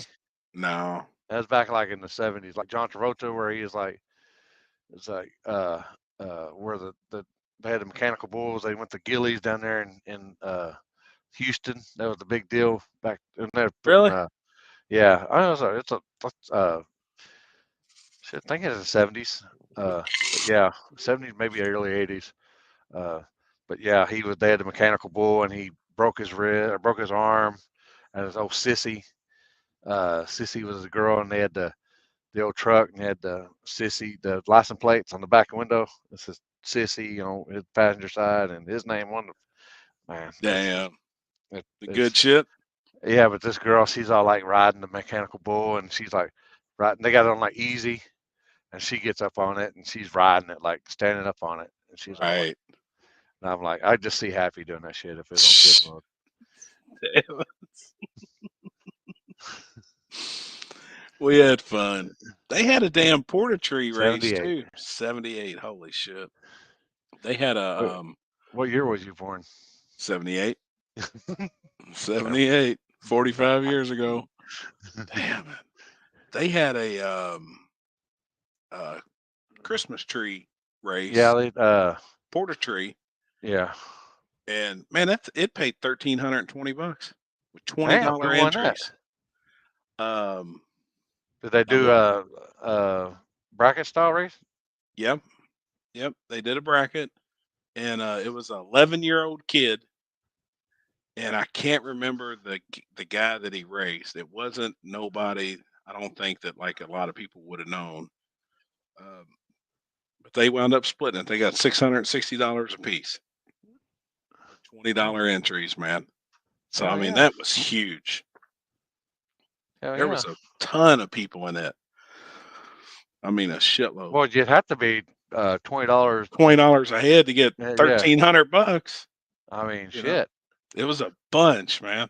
And then they done random draws, and it was cool. It was neat. It was neat. It was fun. Did it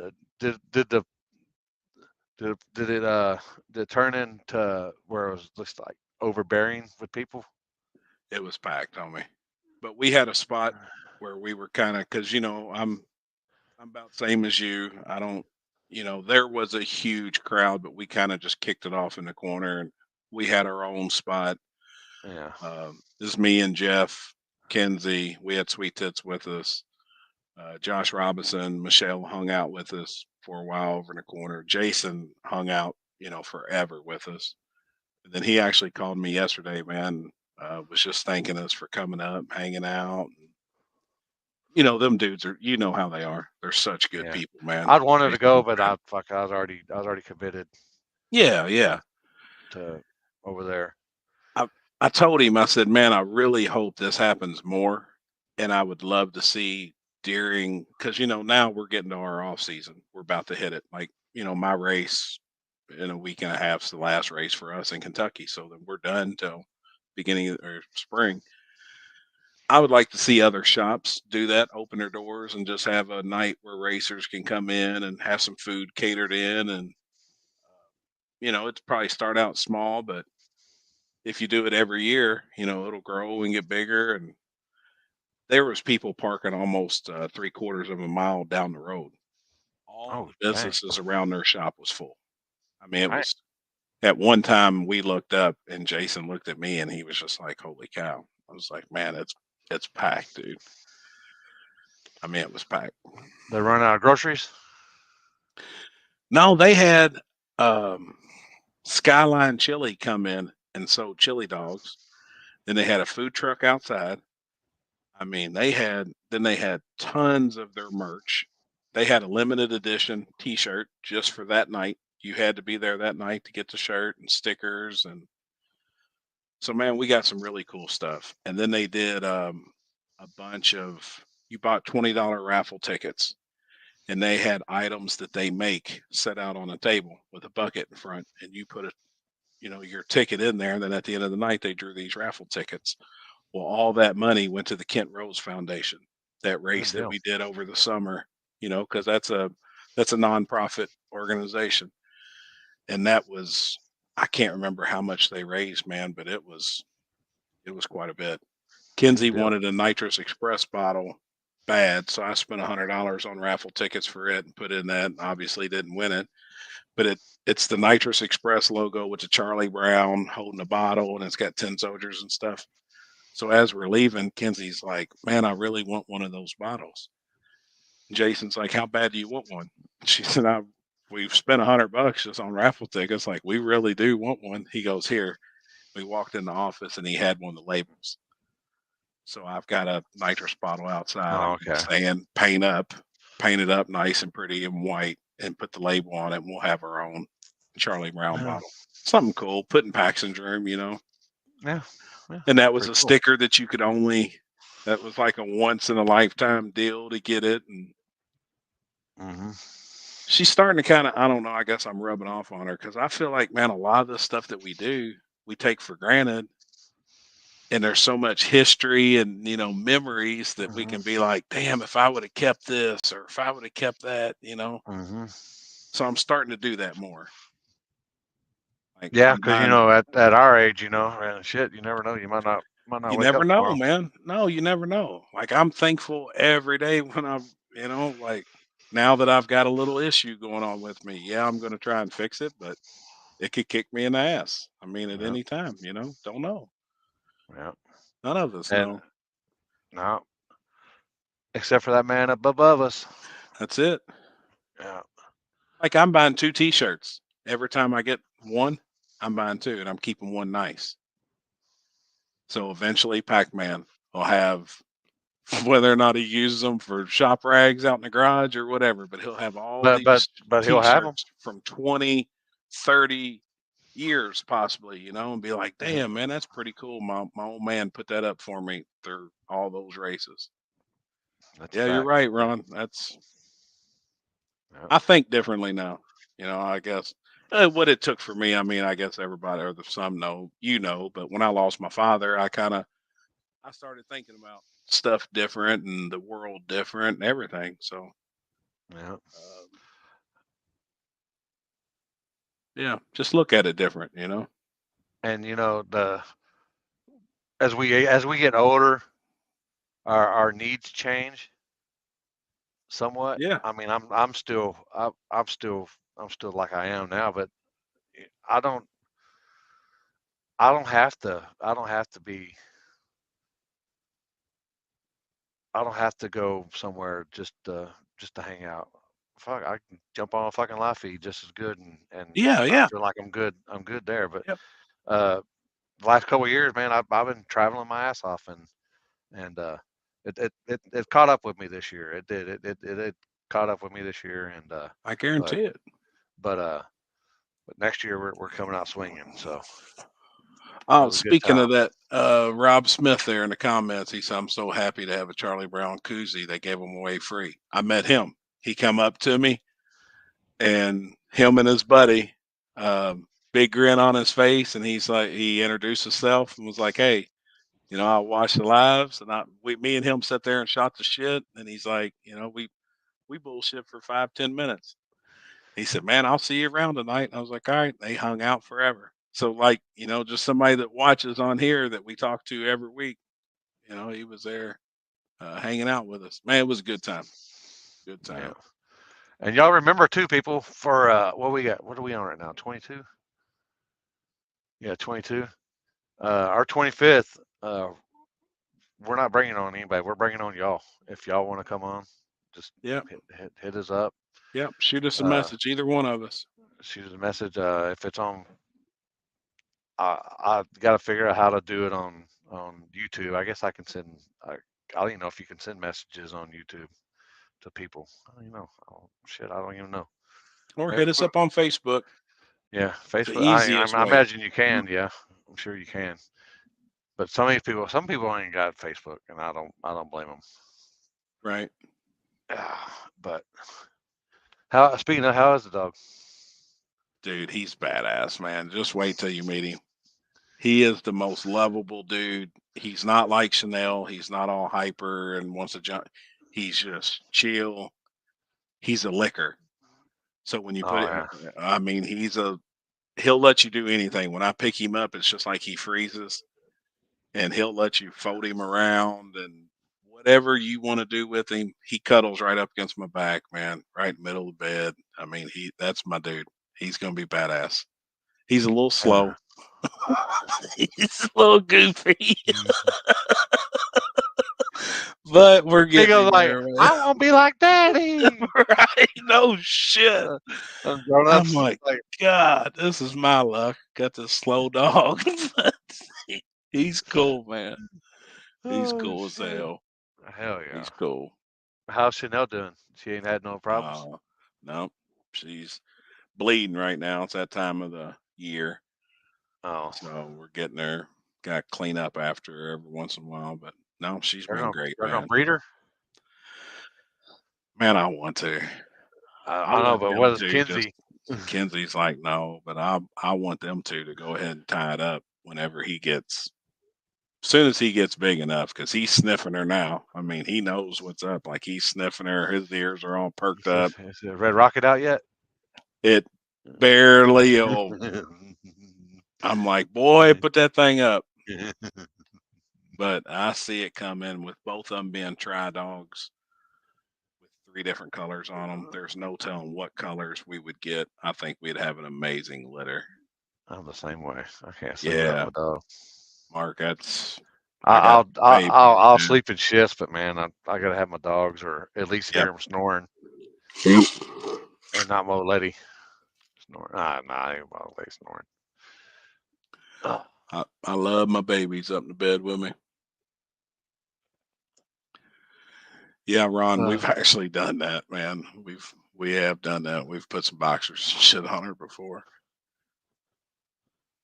I got American bullies. They're pocket sized, so they're short, but they're real stocky. My boy will probably be he'll be between 80 and 90 pounds. Like 14 inches tall. He's really short, stocky.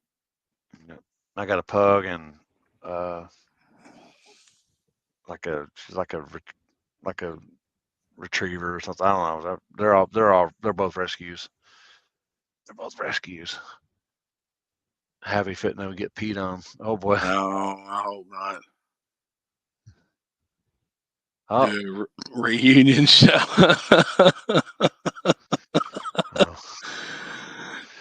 Damn it. I've been messaging Stephanie. She won't read them. You may have to message her. Oh boy. When I sent her a message on TikTok, she told me to tell you to message her. She said, tell Limpy. Oh, yeah? Get with me. Yeah. Oh, okay. I sent her some messages, but she just hasn't read them. She's cool. I mean, when we was chatting, but I don't know if she's made it too big now. She ain't getting through her messages, or she's pretty big time though. Yeah, she's a big girl now. Everywhere, traveling everywhere. That's awesome, man. Yeah, it's pretty cool. Congrats for her. That's Stephanie P913.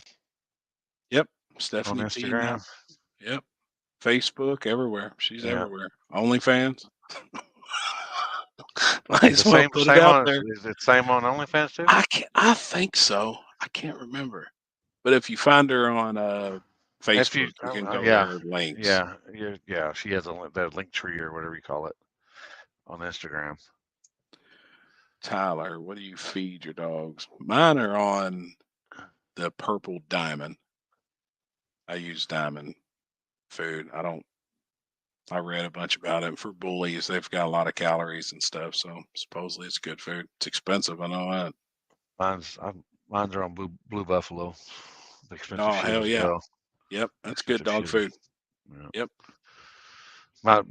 The pug has a skin allergy, so he's got to have real, like no starch and all the meals fillers and shit. Fillers and so he that's good shit. So. Yep.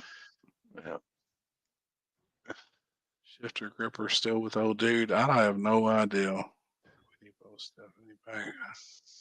Get old dick alone. Oh my God. Jeez. Mine eats whatever. Yeah. Yeah, I give them a little treat, like whatever we're eating. What mine know when the old lady gets dressed, they know that they're getting a treat. Because when she goes, my old lady gets up in the morning and goes walks, they get a treat, and then she usually feeds them, and then they'll either come back and lay back with me, or if I'm already transitioned to the chair, because sometimes I transition at night because I get either pushed off or I station sleep. I hear Poopy down on the floor snoring, or he's getting old now. He's getting where he can't hear as good. And I walked in on the other night and he was asleep, and I walked up, and he's 12 now, so you gotta be easy with him.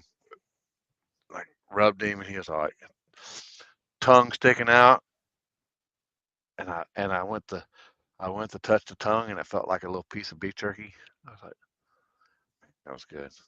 Damn. He was just snoring. And that dog, he gives me a tongue. When I go to bed, he gives me the tongue lashing. Yeah. Since you ain't seen, but can you tell? Oh yeah.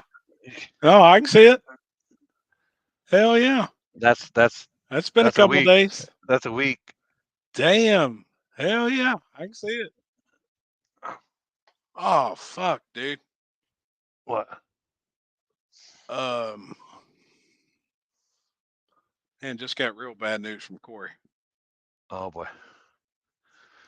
Oh boy. Wasn't in the group chat, was it? No, he called me, and I sent him a message. I said we're still on live. Do what? Yeah, it's bad. All right. Subscribe, people. Yep. We'll be at H-Town this weekend. Happy Them's taking off. Yep. And then y'all got Decker Boys next weekend, but everybody maybe tomorrow, maybe. Y'all have a good night.